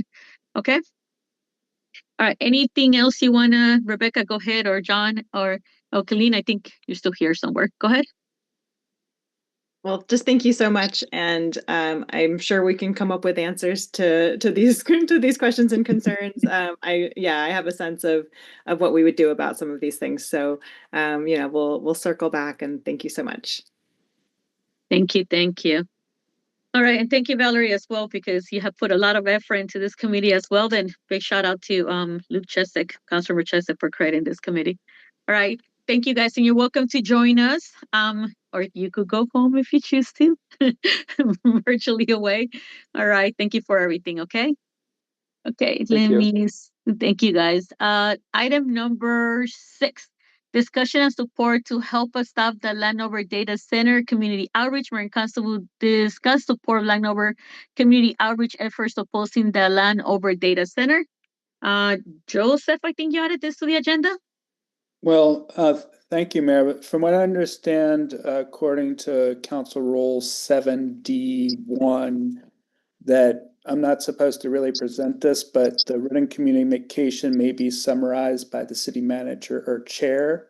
I did note to the person who requested this petition that they could join us tonight, so they may have something to say. So, Councilor Jakuda, am I correct in saying that you're the one that added this item to the agenda? That was the question. Well, according to the Council Rule 7D1, written communications requiring council action are just supposed to be put on the agenda. So I just noted that this seemed to fit with that rule. Okay, city manager, are you aware who put this item on the agenda? And if we have anybody here to present on behalf of the item, because my understanding is the council members and mayor are the ones that request items to be added to the agenda, not community members. So can you please give us a little bit of clarity, please? Talking to me, Mayor, are you asking me? Yes, I'm asking you because I need to know who Who do I Okay. direct the mic to? Because Okay. if we don't have nobody, I don't know who to go to. I received the information from Joseph, and Joseph was asking to put it in the agenda. I said, usually we go through a letter of support, and then he wanted to be in the agenda, and I think he was trying to communicate with some people in Land Rover, the people that are behind this initiative. So that's it. That's all I got. You have a summary of the item, Mr. Kamali, because it's being directed that you have the summary of it. Or do we know if there's any speakers in the call that are speaking on behalf of this item? No, as I recall, I think that maybe I asked Melissa because I was talking to Melissa. Melissa, do you recall that Joseph was trying to communicate with them and get some slides, I believe? Oh, no, no slides. That was for the first item. I think it may be Joshua that's on, who's here for it. So I will ask for you guys for the future in order to make sure that we're able to, be conscious that we do have people here. And if we don't recognize them, we usually direct them to the council member that added the item to the agenda in order to make sure they co-introduce who are the guests to speak in behalf of the item in order to facilitate this. So Joshua, go ahead, Joshua. I'm gonna give you the floor, and if you could go ahead and introduce if anybody else from the collective is here, I would definitely appreciate if you could help me guide this conversation. Thank you so much. No, absolutely. And good evening, Council and Mayor. Thank you so much for allowing us to come on and to speak about this issue. My name is Josh Thumbelier. I'm a Ward 1 Mount Rainier resident and a member of the Party of Socialism and Liberation, or PSL. And so we really appreciate the floor and the opportunity to talk about the No Data Center and Landover movement. And it's a coalition of organizations, advocacy groups, student groups, associations. And also we have, former and current elected officials in the area that have signed on to our community support letter. And so we'd love the council's support as well. I believe the mayor, you actually signed on to this letter as well. So I'm here with my comrade, Michael Lavina, who can talk more about this movement and our position. And thank you for being here tonight. And you're correct, I have signed in to the letter. Go ahead, Michael. I would just do a quick overview, just because a lot of just about framing the context of the conversation, like what is a data center, what is an AI data center, and what is the impact and why our position is. Just before starting, again, thank you for having us. Thank you for the previous speakers. We all love art and housing, so really enjoy those conversations. And of course, thank you for everyone having us. My name is Michael Lavina. I'm also an organizer of the Party for Socialism and Liberation. I'm also a subject matter expert in machine learning, AI, and data centers. So a lot of what I say would be personal experience knowledge, but also I can provide sources later after this call if people do want to follow up. But I think to start the data centers, when we think about this, I think it's important to maybe start the scale of this project of Landover Data Center, and to think about what a regular data center is like, in the office spaces, we can remember those like hack the mainframe, kind of like these computers beeping and bopping in a back office room. Those are not the data centers we're talking about. We're talking when we're talking about scale and size, those data centers, at the large end, we're talking something like University of Maryland size data center. This is like a research facility. We're talking about 1 to 10 megawatts max. That is about, no one thinks megawatts is about 2,000 homes, right? To think about 200 to 2,000 homes powering. Landover site is almost 800 to 1,000 megawatts of power. That is the equivalent energy use of over 1 million homes, more homes than in all of PG County. And so that's important to start just on the energy consumption, but that also requires water, light and heat pollution, and various other pollutants in the water. The Anacostia Rivershed, as many people probably on this call know, is heavily polluted and needs to be cleaned, and there needs to be more work done. And this is going to, at that scale, pollute a lot of the river with these coolant pollutants. And just a very basic supply and demand. You can hear this from PJM, which is our interstate energy connecting company, and PEPCO as well. There's definitely data out there, they'll attest this, but basic supply and demand, we're now adding the equivalent of double the homes of energy use, but it takes about 7 to 10 years to build a power plant. So the energy supply is non-existent, and that's why if you notice your bills, I'm sure everyone on this call has seen their energy bills goes up, and that's because of the enormous supply use case of these data centers.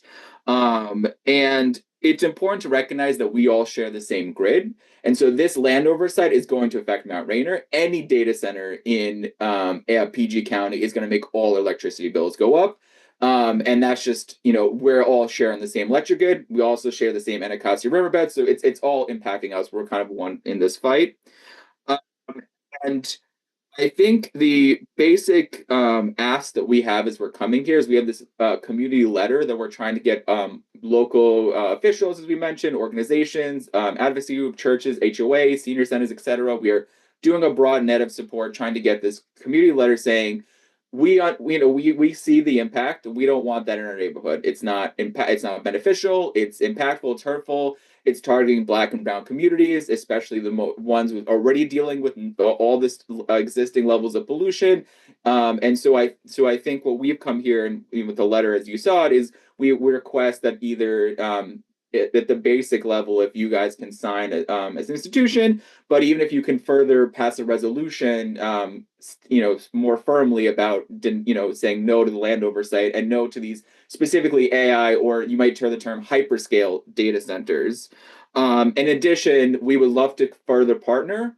We've been doing panels at local schools or different organizations. So we would love to also continue this partnership and see if we would love to do like a Q&A panel, more detail, more kind of the technical knowledge, because there is a lot of complexity here, a lot of moving pieces. AI is a complicated term, data center is complicated.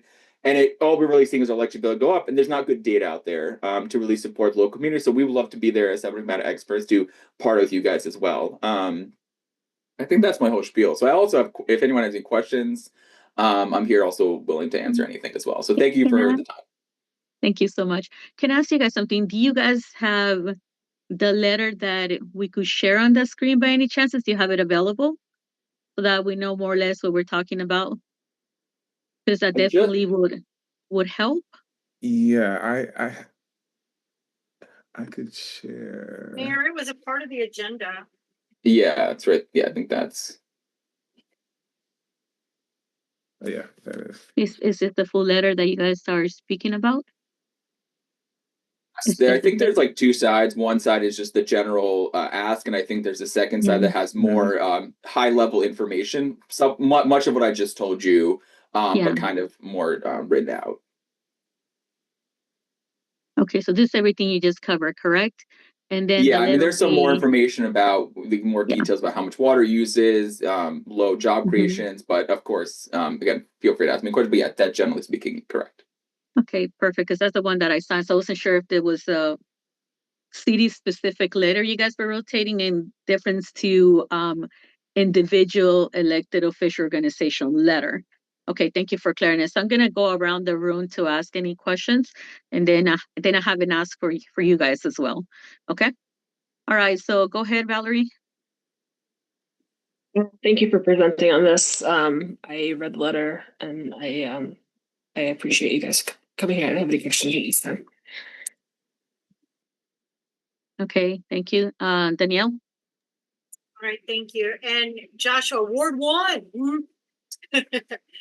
Thank you very much for bringing this on a personal level. I personally appreciate you guys doing the work and the effort on this. And thanks for coming and presenting, and hopefully our residents will see this and use those barcodes.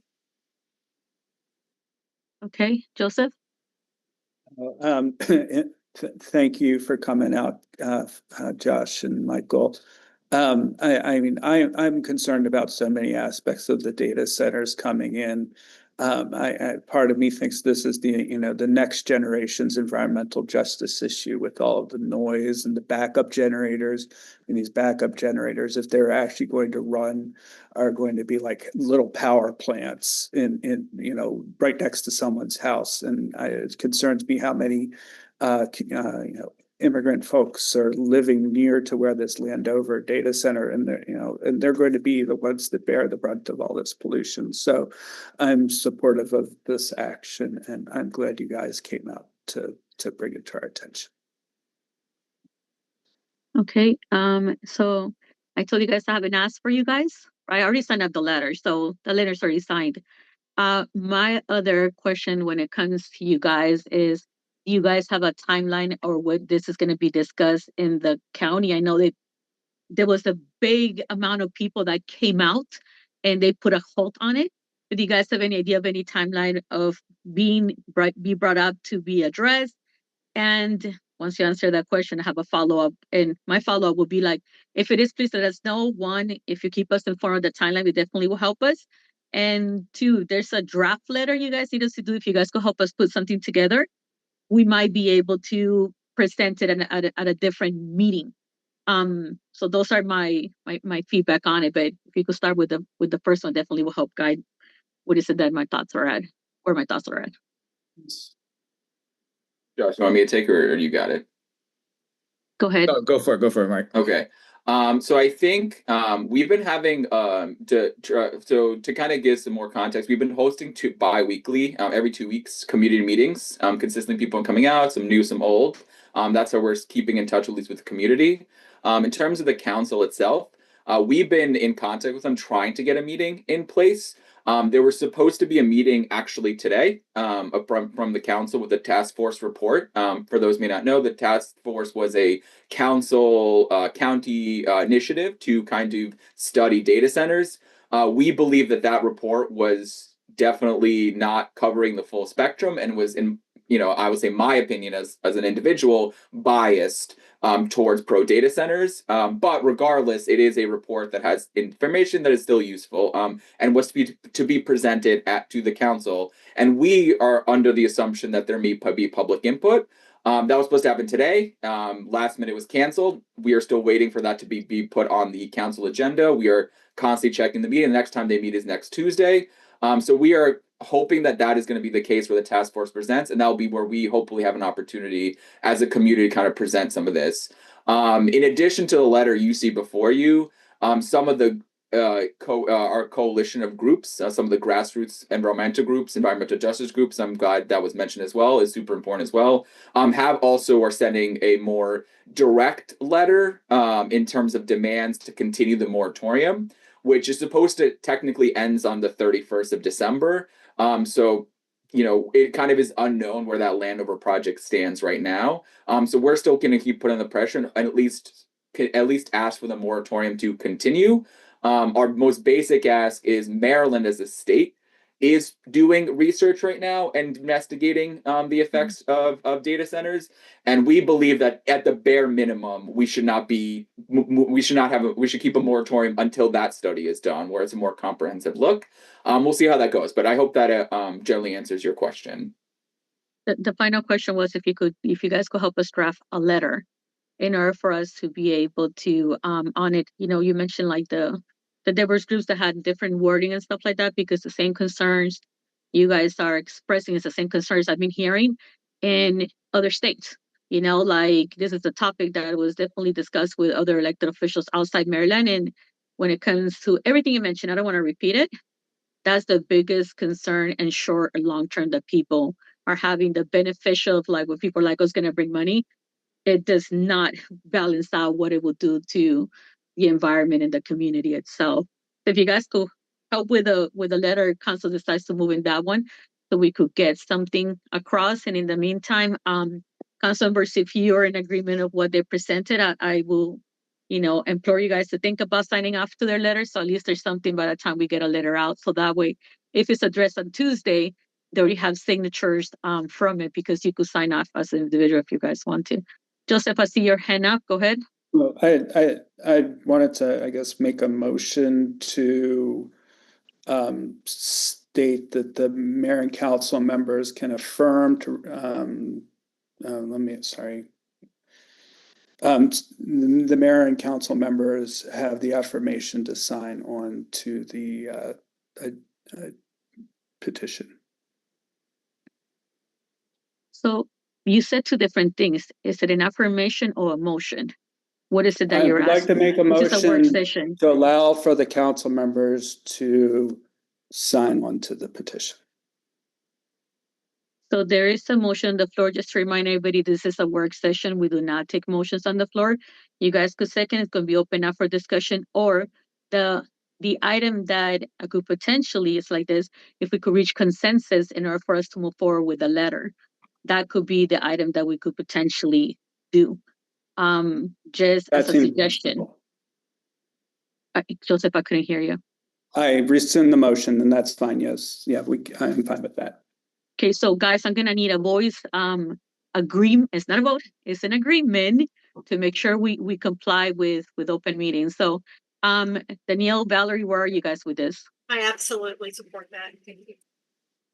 Valerie, we're good. Joseph, I still need a voice vote for you. Yes? Okay. So we have reached an agreement to be able to write, to work on a letter to support the efforts. I already signed on to it, so I mean I cannot sign out twice to it. I signed up once, so that's not even an issue. But if you guys could also help us draft the letter or show us samples of letters, I could start working on it and get it to you guys as soon as possible. So the faster you get it to me, the faster I could get it out, so that way you guys have it before Tuesday. Okay. So we're good with that, Joshua and Michael. I don't want to put words into your mouth. No, we'll definitely, we can send you the different draft documents we have, one with more the language I mentioned, more poignant, versus this be more of a community sign-on letter to kind of show general support. And to your point, I just wanted to kind of connect with what Joseph had said earlier about noise pollution and cost. Is like there's so many hidden costs. People in Loudoun County are talking about spending $20,000 for window pane installation because of how loud it is, and they still sleep at night downstairs. This thing, the more you know, the worse it is unfortunately. And so it's hard to sometimes even summarize just how awful these things are. In terms of tax revenue, there really isn't good data on reported tax revenue. The property tax depreciates at a 5 to 10% year-on-year basis. So even from a property tax value perspective, there just is not good science or any data to back up any positives, and just more and more negatives. But that being said, as maybe evident by my rambling, I do know a lot about this and would love to help write a community letter with some of these points as well. Yeah, so time has expired. So we all have work to do to make sure we meet that deadline before Tuesday, right? So if you guys could help us expedite this, it would definitely would help. But at the minimum, you guys have my signature and the original letter, so but I would like to at least get us a letter in front. Okay. So in saying that, you're welcome to stay the rest of the night, hang out, have fun, or have a wonderful night. Thank you for the work that you guys are doing. I know it's a lot of follow-up work, and we're hoping that it gets addressed. And the point about like waiting for the state to say something to give us a moratorium, be able to like gather more people to be informed, is definitely a good one as well. All right, so I'll collaborate with you guys on the letter. Thank you guys so much. Okay. All right. Thank you. All right. Have a good night. All right. Item number 7, presentation discussion FY 2026 operating budget and capital improvement second quarter financial report, 20 minutes. Sorry, you guys, I need some water. Finance consultant Ron Wilson will present the FY 2026 operating budget and capital improvement second quarter financial report to the mayor and council. Mr. Kamali, do you want me to send it directly to Ron, or do you want to say something prior? No, I just want to let everyone know that this is the 6 months report that we have for FY 26. And then we're going to definitely polish this report and get it accurate once the year is over.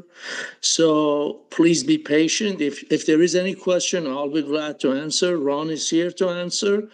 So thank you for, your time, and I'll just, give the floor to Ron. Thank you so much. So let him read it. So Ron, I think you're here. The other thing to point out is like you'll be seeing a lot of these numbers because as the budget season has started, you'll be able to see a lot of those numbers in between because they continue to update them as the budget goes along. Okay. So Ron Wilson, I see you on the floor. Is yours. Go ahead.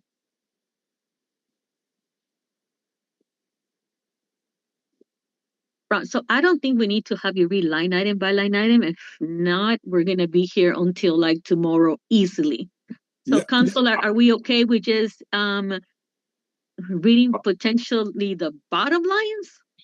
Yeah, I would like to do it at a high level, and then I'm available for any questions. And then he'll deep dive the question. Mr. Kamali.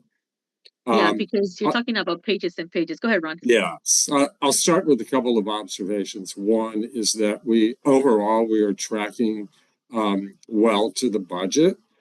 The council has had this report now for a day or two. You will notice that there are some specific line items that are already above budget.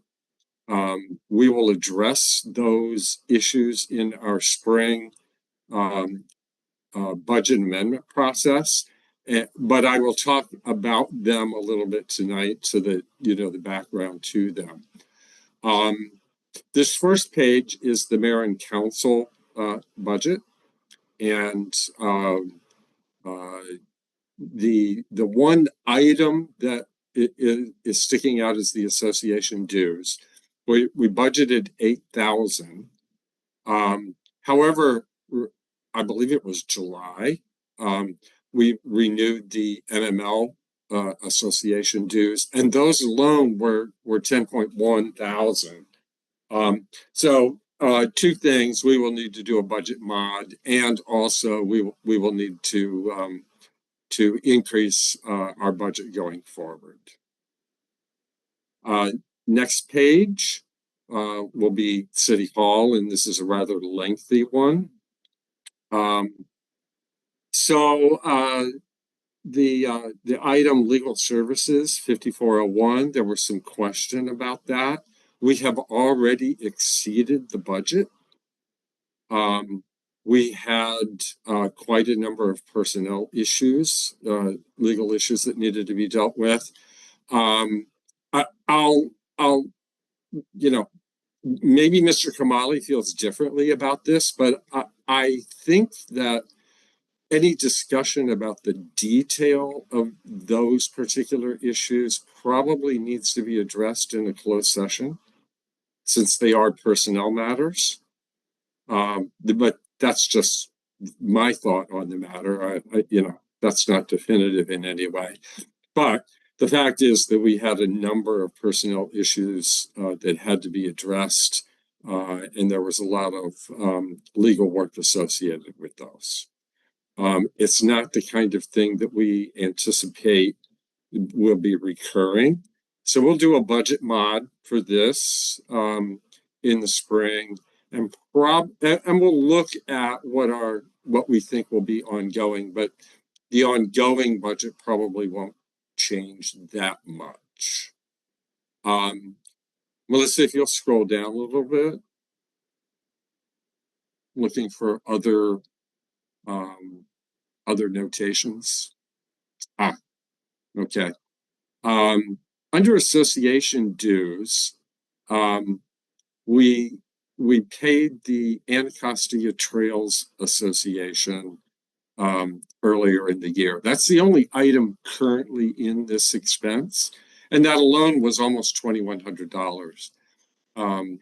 Again, we'll do a budget mod, and if we're going to continue with that association, we will have to adjust our budget going forward.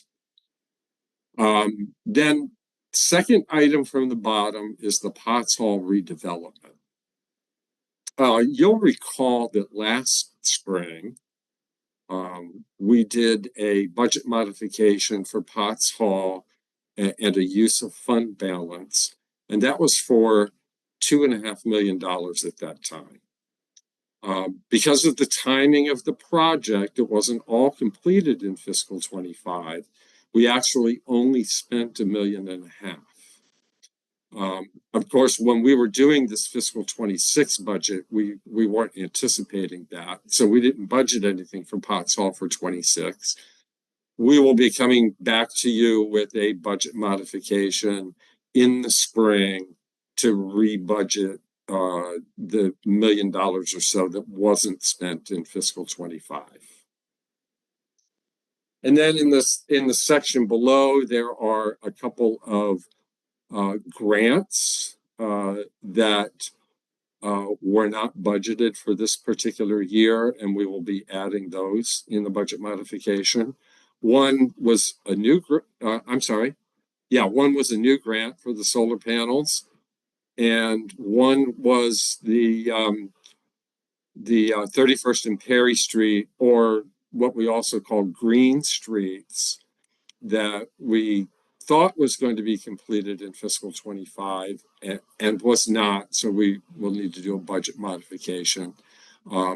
Both of these things are grant supported, so it won't have any impact on the bottom line.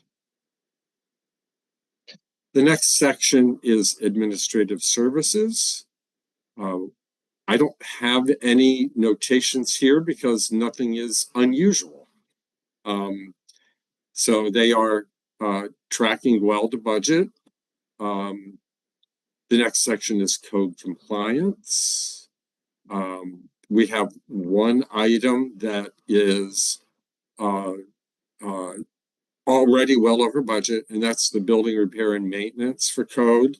They had an unforeseen issue earlier in the year, and they had to have a door replacement and building sealing done, which was rather expensive. Again, we don't anticipate this being a recurring item, but we will do a budget modification for the spring. Next section is economic development. Well, I have one item noted, and that is the rent expense. But this is also related to Potts Hall. At the time we set the fiscal 26 budget, we thought that we would be moving into Potts Hall for the entirety of the fiscal year, and that we would give up the lease for the office space for economic development. That didn't happen, so we ended up having rent expense for the first half of the year. We will do a budget mod, but then there will be no recurring expense for that in future years. The next section is the police department. We have one item here that is already over budget, and that's the building repair and maintenance. We had a number of unplanned, fairly major maintenance issues to take care of at the police building. Again, we don't anticipate them recurring in future years, but we are over budget for this year, and we'll do a budget mod when we come together in the spring.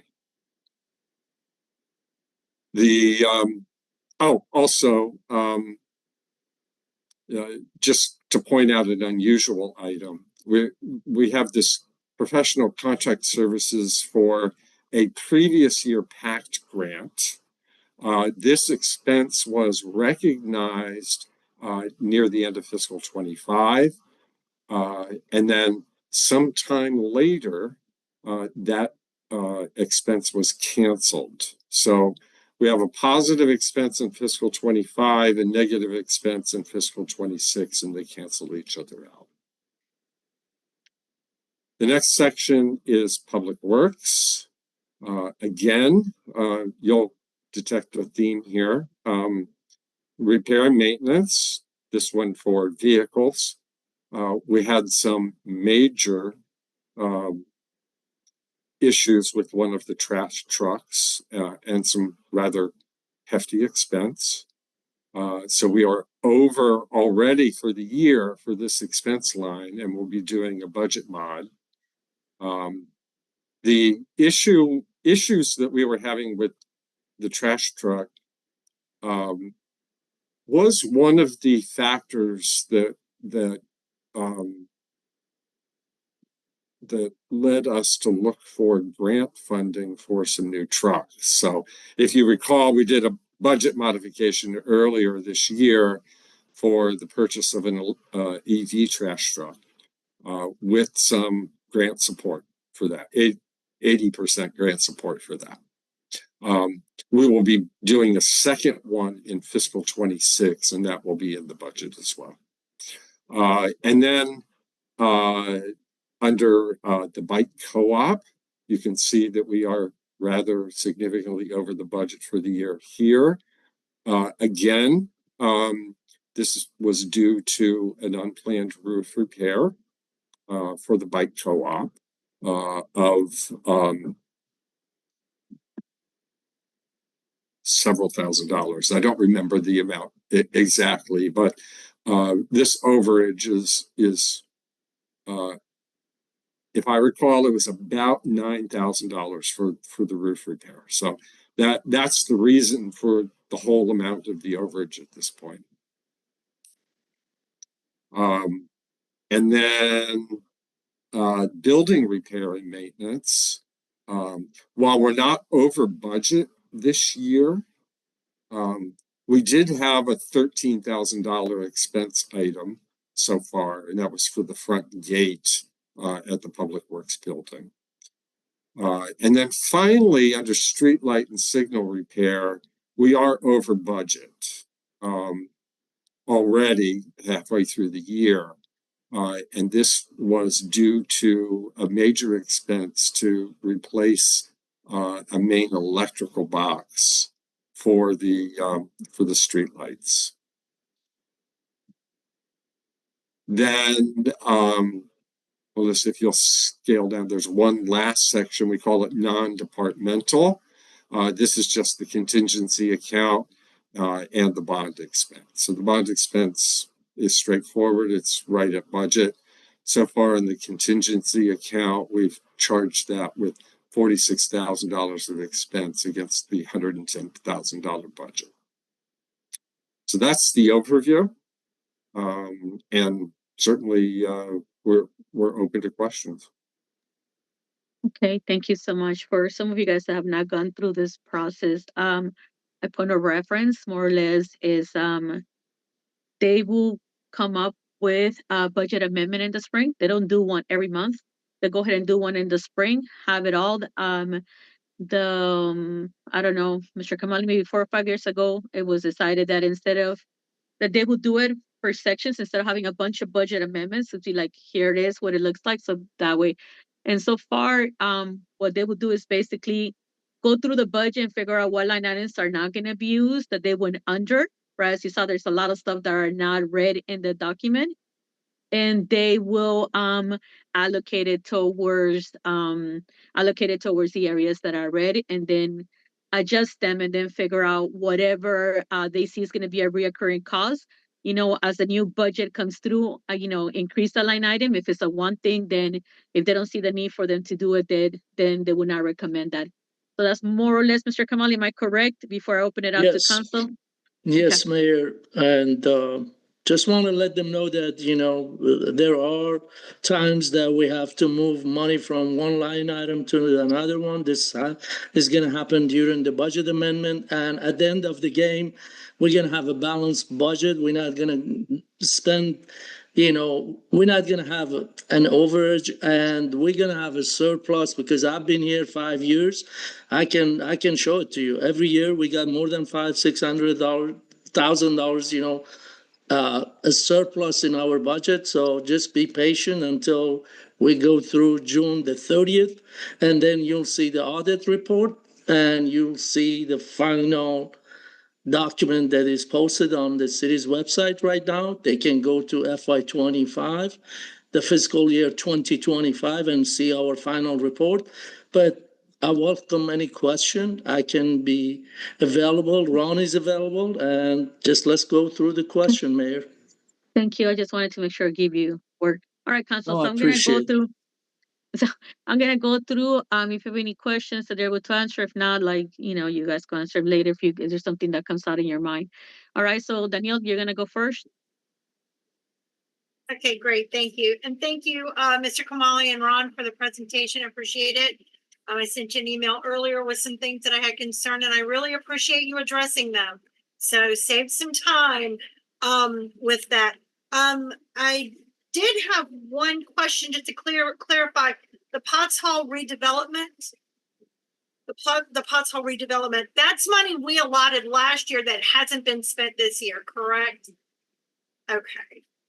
All right. And then legal services, that, you said that's multiple. I'm not gonna go into all the things, but it's more than, okay. So, yeah, we gotta love those unplanned, expenditures. It But, happens.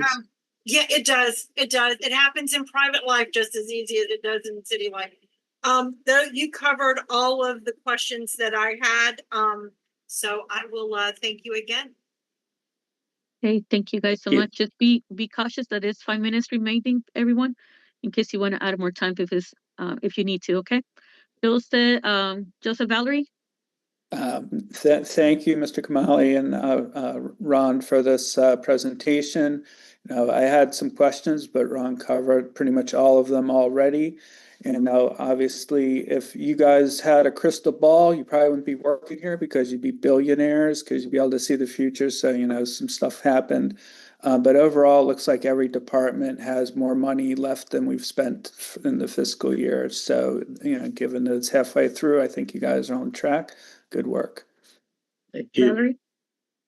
Thank you. I echo Joseph's comments. I did look at the bottom line for everything, and everything is on track, about 50% or so for each line item and for the bottom line. So thank you for the presentation, and keep up the good work with the audits and the budget process.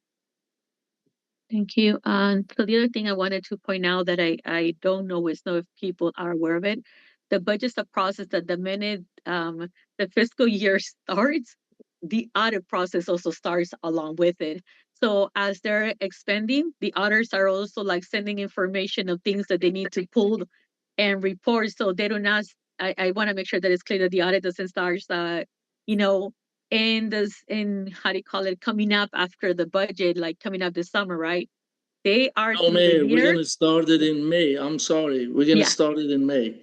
No, but I'm saying through the year, you guys are making sure Yep. that the policies are backing up, so that way when they pull the information, you guys have all the documents that they need, and they do random pulls. They say to the team, here's information we need, and they need to be able to supply. So through the year, the staff is very cautious in making sure that the policy reflects the stuff and their paperwork attached with everything that goes along with it.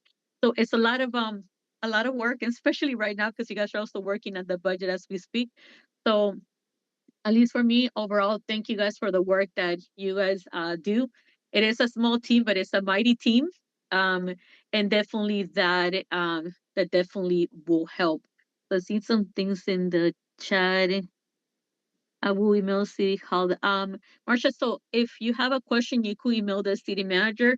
Here is his email address here. And I think I saw a question flying about, is there room for people to rent space at City Hall? There isn't. City Hall is very packed with our wonderful team and staff, and we had chambers in the front office, so there is no additional workspace for citizens to rent. Okay, so I will stay with there. Ron, thank you so much for all the hard, heavy work, and I know you have to go out there and continue working on the budget. And Mr. Kamali, thank you also for making sure that every penny is accounted for. And as we said to the various committees, the line item, it is a suggestion, try not to go anywhere near it. So that way we're able to utilize that funding for whatever else is to come in. And big shout out also to staff because they have been better when it comes to the maintenance schedule, elongating how long our vehicles are around and the work that we're doing. So that has paid dividends compared to at times not being done. Okay. All right. Thank you guys, and Ron, have a good night. You're welcome to stay as well, but I'm sure you have 1,000 things to do. Thank you. Have a good evening. Okay, thank you so much. All right, moving on to item number, where are we at? Item number 8, discussion and resolution on 05-2025, appointing a new resident agent for the city of Rainier. Mayor and Council have a discussion resolution 05-2025. Who added this to the agenda? Mayor, if it pleases you, Councilmember Hoffpower did, but I can cover the explanation. So the only thing I will ask for you to cover your explanation because we don't have proxies. So go. If you're going to be the one doing the summary, go ahead. So as you're probably aware that we were required to appoint a new resident agent for the city of Mount Rainier. According to our council rules, Council Rule 5C1C, items of new business shall be discussed in a work session prior to being introduced in a council meeting. We neglected to have this in a work session prior to the first council meeting in which it was read. So we are putting this on the council meeting tonight to comply with the spirit of our rule that says it should be in a work session. Obviously, we've already voted on this. We do not feel it needs to be voted on again. So this item is being put on the agenda mostly to check that box. So just to get a little bit of clarity, Mr. Kamali, correct me wrong, this is an administrative function in which we had to direct staff in order to be able to meet that deadline to be able to assign a staff member to this in behalf of the city, right? Am I correct in this? Yes. Okay. All right. Anybody else, anything else to add? Council Danielle, Valerie? Okay. And I am going to ask you guys a favor. If you guys are not going to be in the meeting, please don't add items to the agenda because it does add extra work to the rest of us that are here. So that will be common courtesy in our request to make sure we move forward with this, okay? All right, item number 9, sorry guys, my vision is like so tight right now. It's been a long day. Discussion resolution 06-2025, designated Public Information Act representative for the city of Rainier. Who put this item on the agenda?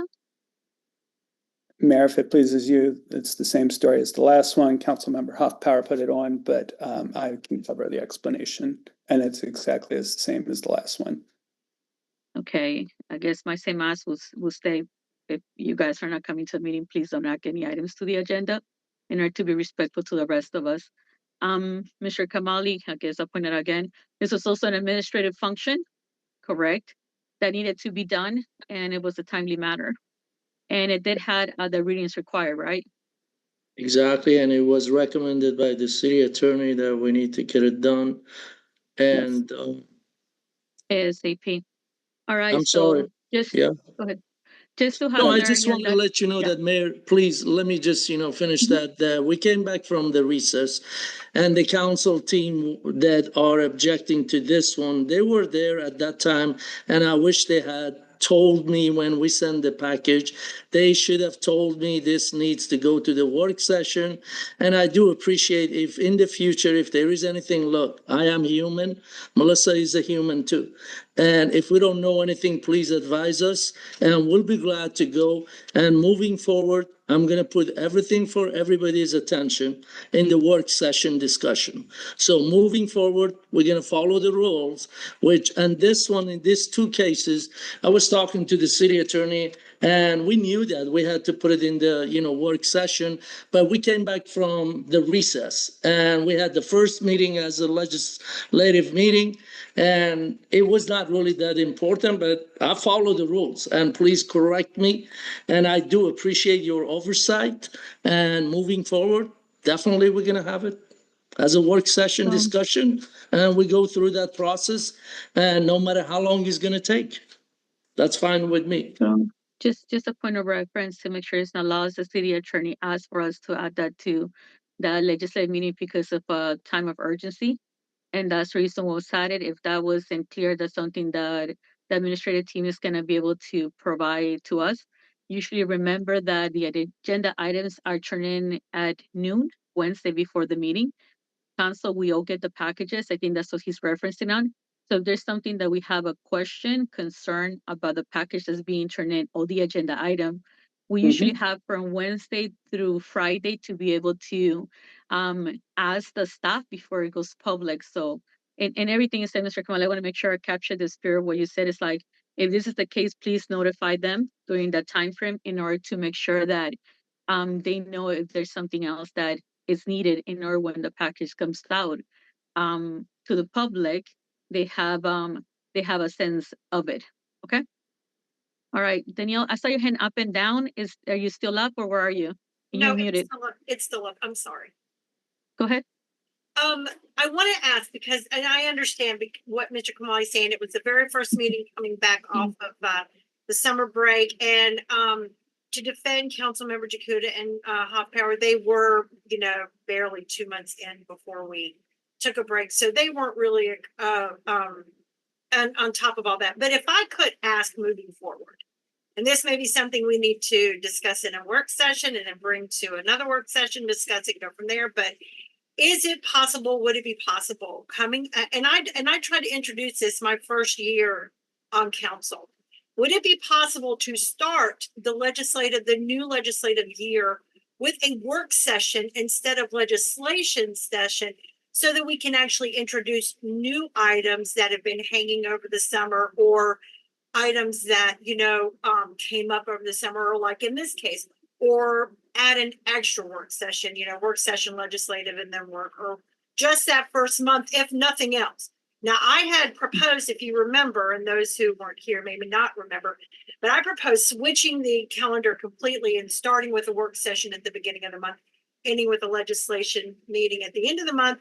And that would start us on a work session at the beginning of the legislation season and ending on legislative at the end of the season. So maybe something like that moving forward could help Mr. Kamali and staff when it comes to getting these time sensitive issues that come up over the summer dealt with faster when we come back from summer. So a better point of order, and I think that making reference that you're to defend council members of something, it sounds like they're being attacked, and I don't think that was the intention for the city manager.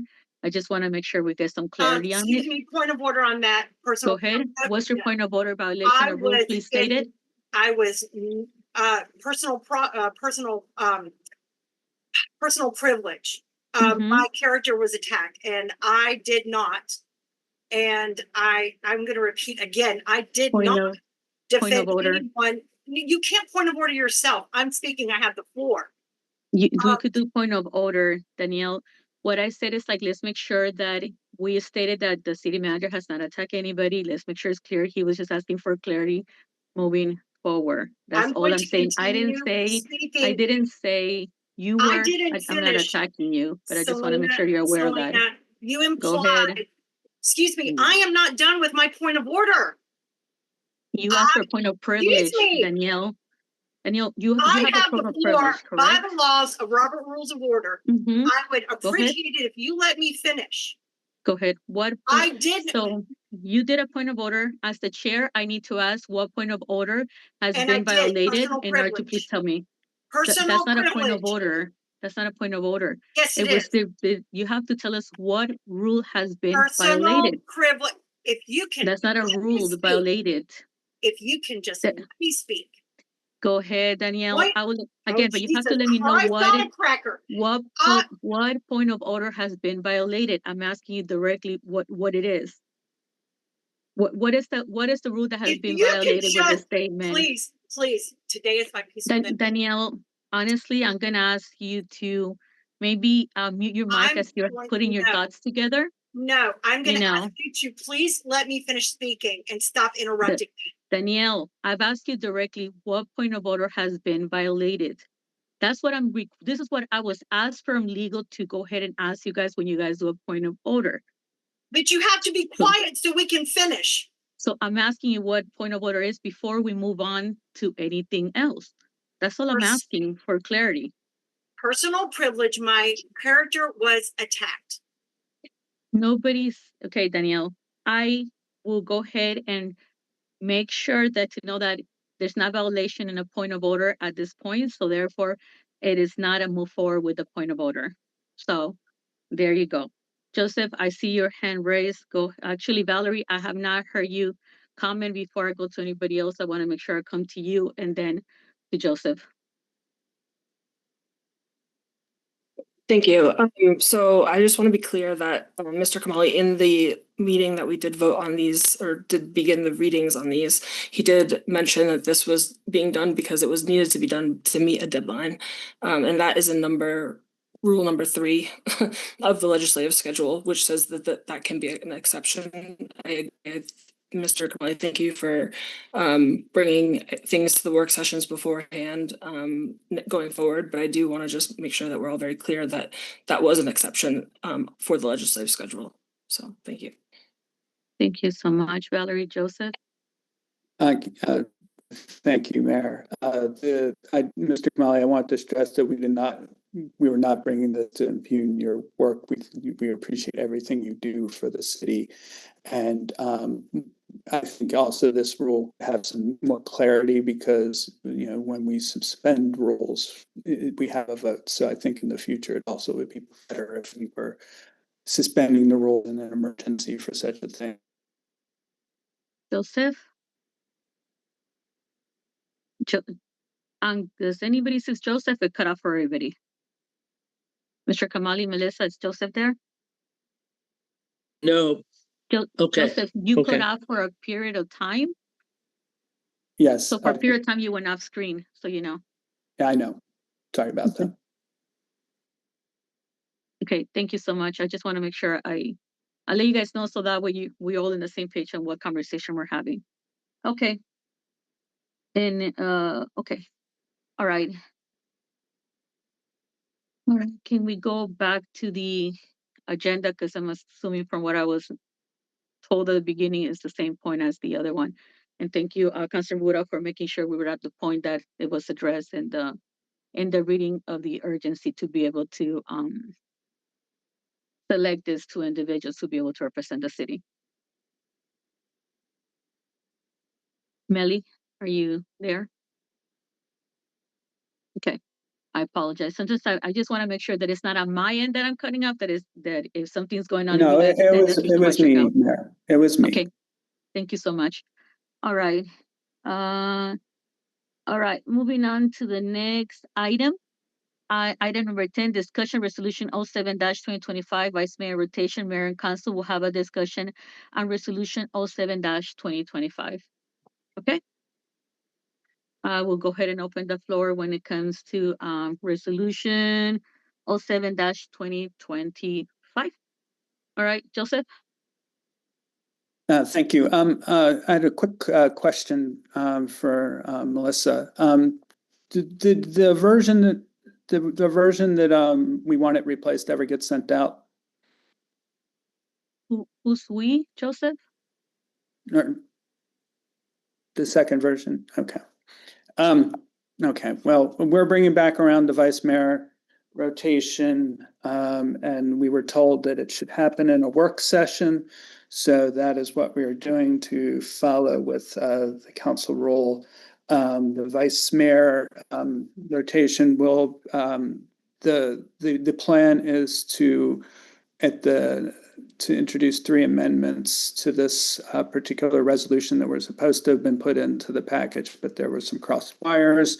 The first will start the vice mayor position for Councilmember Carter at the end of the next legislative session, which would be the February legislative session. The second thing it will do is also extend Councilmember Carter's vice mayor rotation to the February legislative session in 2027, and then shorten mine, which would be, and this is because the intention of our council rules is to have equal time amongst the wards, and because of circumstances, obviously Ward 2 has gotten more time. So in fairness to the voters over in Ward 1, it would shorten my time in the as the vice mayor. Can you scroll down for a second?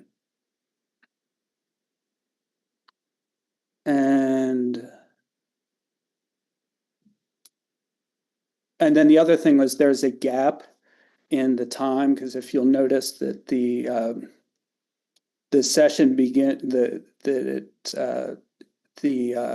end of the vice mayor position ends at the council meeting prior to the one where the next vice mayor takes on, and given a circumstance where perhaps there's an incapacitation during that month time period, the amendments will also eliminate that time period just in case. Obviously, mayor will be around. None of that will be relevant, but just dot our I's and cross our T's. So I There will won't tell be a you gap. something. I do have a question for you, Joseph. When you said this is the plan that we created, who is the we? And number two is like this a document that I just seen, right? I have not had any preview. I don't know how many of you guys have seen this document. Valerie, Danielle, have you seen this document before? I worked on it with Councilmember Huffpower, and this is, well, the version being shown is the version that was put in the packet multiple times over the course of the last few months. I'm talking about the adjustments that you just talked about. Yeah, I'm not That's sure I wanna what see if anybody else happened. seen them. So I can I send will, them around. They were sent prior to this meeting, so I will and tell it you. was a crossed wire. Okay, so I will tell you that what we have done in the past, I know I did it, I think Councilmember Carlos did it recently as well, is that we send it to the council in order for us to have a document in front of us, even as we send it out to staff in order for us to be aware of what's being discussed, right? So when it came to the minutes, information was sent to the rest of us, not just to the staff. So with certain things, it's good for us to see it in paper. So I know there was a lot of stuff that you said that were asked to be added and stuff like that. And there's a document that's supposed to exist that I have not had any preview to it, and this is the first I even hear about it. And we So can and also Valerie, make you formal said amendments at the legislative session. so. Valerie, you said you also haven't seen it as well, right? About this version. Or you haven't seen the new version, just the old one? Okay, Danielle, have you seen the new version? No, this is the only one that was in the packet, but I trust Joseph, Councilmember Jakuda. I wasn't a part of drafting it, so I can't attest to what it said, but I have no reason to doubt that he submitted the paperwork. Maybe it, like he said, across wire, it just didn't end up in our packet, or the wrong one ended up in our packet. I would ask that benefit of the doubt be given and ask the city clerk or Mr. Kamali to explain maybe why we got the wrong addition and not the corrected one. So, Mr. Kamali, a question was posed to you, but go ahead. Mayor, usually we have the resolution to be drafted by the city attorney. The final draft is coming from the city attorney, and I received, I think, Jenny's email last week to Melissa, not to me, and I do appreciate the council that the city manager is in charge of the agenda. So please email me, CC the city clerk. And when I saw it, city attorney was not available to consult with her. She's out of the country right now. And I do appreciate the council when they send me a revision to share all the council on the email. Like I look at the email, like it's only one council member. So I don't know why wouldn't share it with everyone? Why don't we share it with you, Mayor, with Valerie, with Danielle, with everyone, That email came to us from Jenny. I think it was Friday, if I'm not mistaken. I think it was Friday morning. So when they give it to me Friday, I'm sorry, I have to run it by the city attorney because all this resolution has to be approved by the city attorney. Unless you guys want to make a new policy that we don't need to go to the city attorney, we can, revise it. I don't mind to do that. I'm the implementer. I'm not going to get involved in this politics. I just want to let you know that. And I'm here to do my work, please. I just want to let you know that you guys put me on the spot, and please do not put me on the spot. I'm asking everyone to do that. Do not put my team and myself on the spot to do something that the rest of the council have no clue.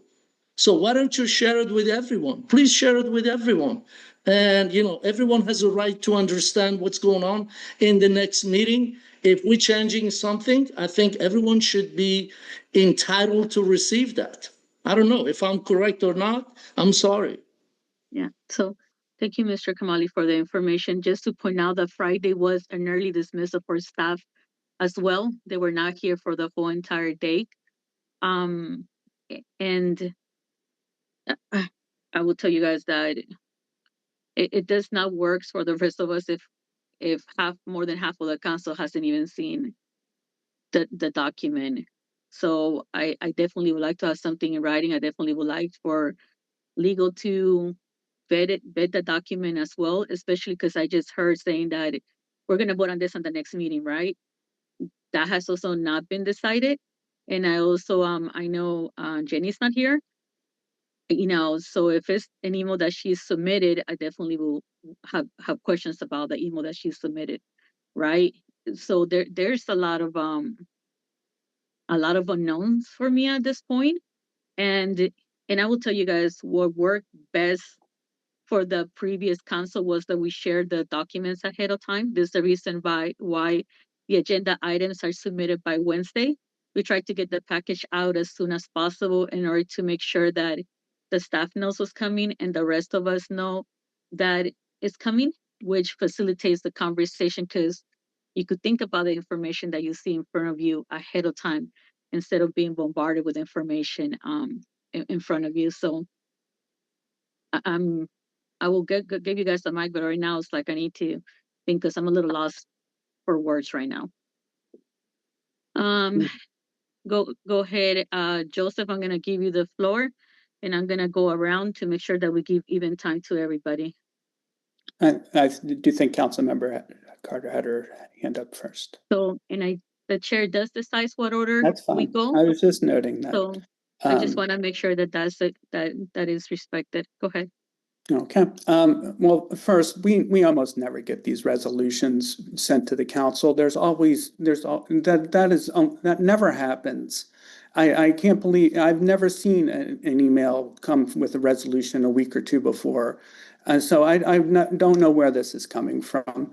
And also, we are the people's elected representatives, not our lawyer.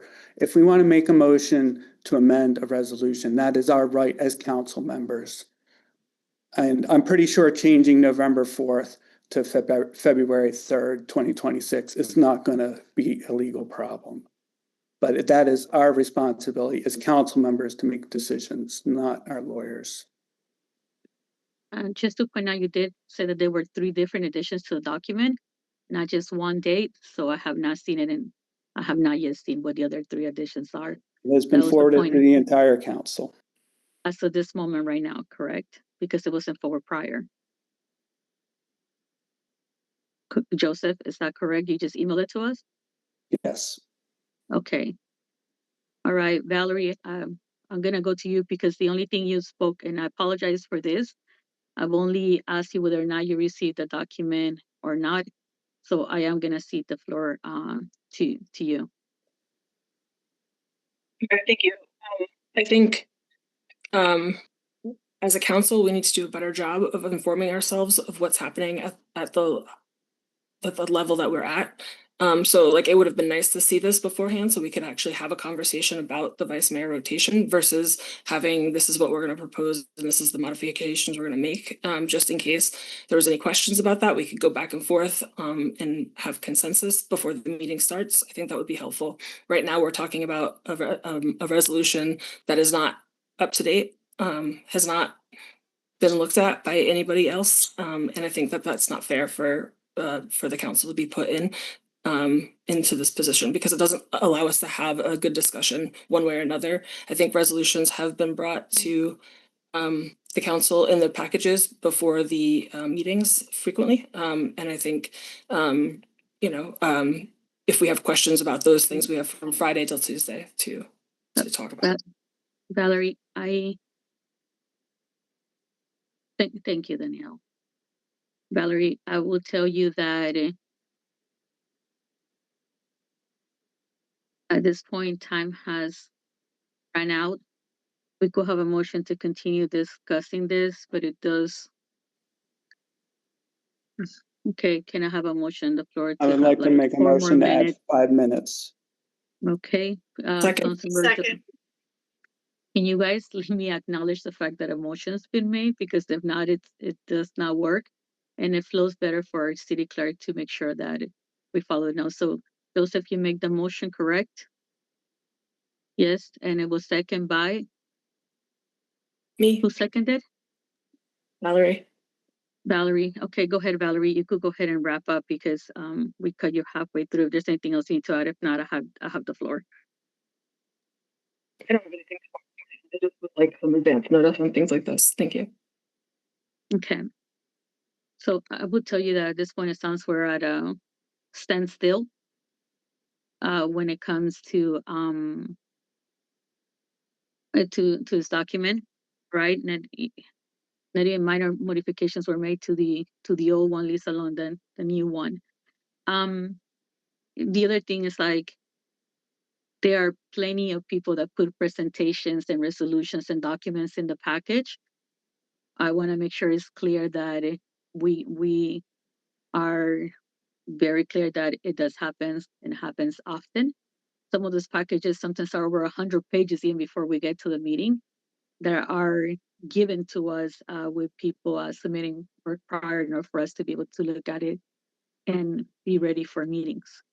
So I just want to make sure that the other thing is legal's here for a reason. Yeah, we were elected to vote and run and stuff like that, but it is legal's job to make sure we are legally bounded in the things that we need to. If it's minor things, maybe, but she needs to look into to make sure that whatever was decided prior, we're on the same page. But at this point, it feels like legal's thinking we're talking about one document and we're talking about a whole complete different document. So we're not even on the same page as legal. So let's just be very very conscious of that. Okay. Danielle, go ahead. Thank you. Mr. Kamali, I think I can clear up some of the confusion on this. We have been told ad nauseum by legal, as well as mayor, not to send and to be careful about sending things out to the entire council. I know I send things to you and CC one council member on it, specifically not to violate the Open Meetings Act, and we're not supposed to include other council members when we do send emails with things that bear the weight of law or are legislative in nature. So I think that may play into it as far as I know. I've been on council now almost 3 years, and I know that there have been more than a fair share of legislative issues or things that have not come to me before they've been presented here. So this is not a one-off. I don't think this is, I think, a practice that we have been doing to prevent a violation of the Open Meetings Act, which our attorney constantly and continuously tells us about. I guess my concern is if Council Member Jakuta or Hoff Power sent in, and it looks like, if I'm understanding correctly, and Council Member Jakuta, please correct me if I'm wrong, what you're proposing is an amendment to the dates, not the wording, not the meat and potatoes, just the actual dates of this. That's a simple amendment. I don't know why legal, we would have to waste $250 an hour to ask legal for permission to do something like that. So I think that we've wasted a lot of staff time tonight fussing about something that is a simple resolution over an amendment of dates that we can bring up at another meeting if we have to. But yeah, I'll reserve the rest of my thoughts and comments on that. So I would say that I literally received an email this morning somewhere around 6 o'clock in the morning that had reply all. So definitely what has been told to us, like if we get a document out, just do not reply, and that's the difference. So when you send an email out saying here's the information, then directed to the questions to the city manager, the individual council member, right? But that is basically what we have been advised, not to send the document, just do not reply all, because as a matter of fact, we got a huge email about like minutes this morning where everybody was copied, right? But the advice was not to hit reply and the staff was the one that answered as it should be. Okay, so I want to make sure that that is a little bit clear. I will tell you that there was a part that at the end, and Councilor Jacuda, you might have to clarify this for me, that there was about a month that potentially might be a problem or not at the end to figure out who's gonna do it or not. And that was something that to me feels like it's not more just like throw days and here they are, right? So that is where I'm like, okay, you know, what exactly does that look like, right? So that's where I'm feeling it's not just like swipe 2 days and here it is, right? That is more than that. And the fact that you requested a whole complete different document, that the one that was presented, because this document could just easily been edited to say like, here are the dates to be changed, but it sounds like there's more to the document where a whole entire document was submitted. So the other thing is like I have our staff has asked us repeatedly not to send things last minute to be checked with legal, you know, and on a 3-day weekend, on early dismissal, there was no way that document will have made it by today. And that is at the fact that we haven't even seen the information. So I think time has, Melissa, has right now. So I need to know where. Thank you, Melissa. Time has right now. So at this point, it sounds like we're at standstill. So we just have to like bring it out to a work session. And if we could get that document so we could figure out what exactly the changes that are being requested look like and what exactly is being asked of the rest of us. And moving forward, I definitely will echo the recommendation of like, if there's something that something especially like this, like, can you please change, you know, send it to the whole entire team. And the other thing is like, you do have to send to the city manager. He is the one that is on point of the agenda, right? And the staff is support, but it's not, it is not them who put the agenda together. Mr. Kamali, I know time has run out, but I was just gonna move us to the next item because at this point it sounds like we're not No, going it's all nowhere. right, Mayor. Don't worry about it. I just want to make sure that, you know, I'm asking to respond to Councilmember Daniel. I'm asking to share the information. As Mayor said, you don't have to reply all, but please share the information with everyone and then everyone, because then everyone is reaching out to me. What is this item for after we release the agenda? I think we should work as a team, and I don't see any reason if the rest of the council know that there is a amendment to the mayor rotation, or there is a new item that is going to be put in the agenda, then the rest of the council don't have to reply. All you can reply individually to my request, or they can reply to you individually. Then we're not violating any open meeting act. So what I'm trying to say, you guys are creating more work for us, because then just as an example, Mayor is going to ask me, what is this item for? Where this one came from? So I have to spend some time to respond to that email. So please, time is the money for the city, and I don't really like any idle time. I'm here to do my job and go home with a peace of mind. And I do appreciate everyone to help me to go through this process. I appreciate your time. Thank you, Mayor. Thank you, Mr. Kamali. So moving on to, sorry, I thought my mic was closed. I'm moving on to item number 11, presentation of minutes. The city clerk will present the January 6, 2026 legislative meeting minutes to the mayor and council. They are in the package. Please reach out with anything, any suggestions to Mr. Kamali, and then they will be addressed. And be aware that even if you send them to them, we have to have, if it's not passing through even before, we have to have a discussion on them. All right? Okay. Moving on to the next item. Thank you, Melly. Item number 12, adjournment. Can I have a motion to adjourn? To adjourn. Okay, it's been probably moved. I'll go ahead and second the motion to adjourn. Okay. Any discussion? Objection, abstentions, hearing none. This meeting has come to an end at 9:37 p.m. Thank you, staff, for being as great as you guys are. I know it's a short, impacting, and full week because we only have 4 days to meet all the wonderful work. So thank you guys, and I hope you guys had a wonderful 3-day weekend, 3.5-day weekend. We definitely appreciate you guys. Okay, thank you guys so much. Thank you, staff, for being so patient and working so hard. We do appreciate it. Mr. Kamali, we do appreciate you.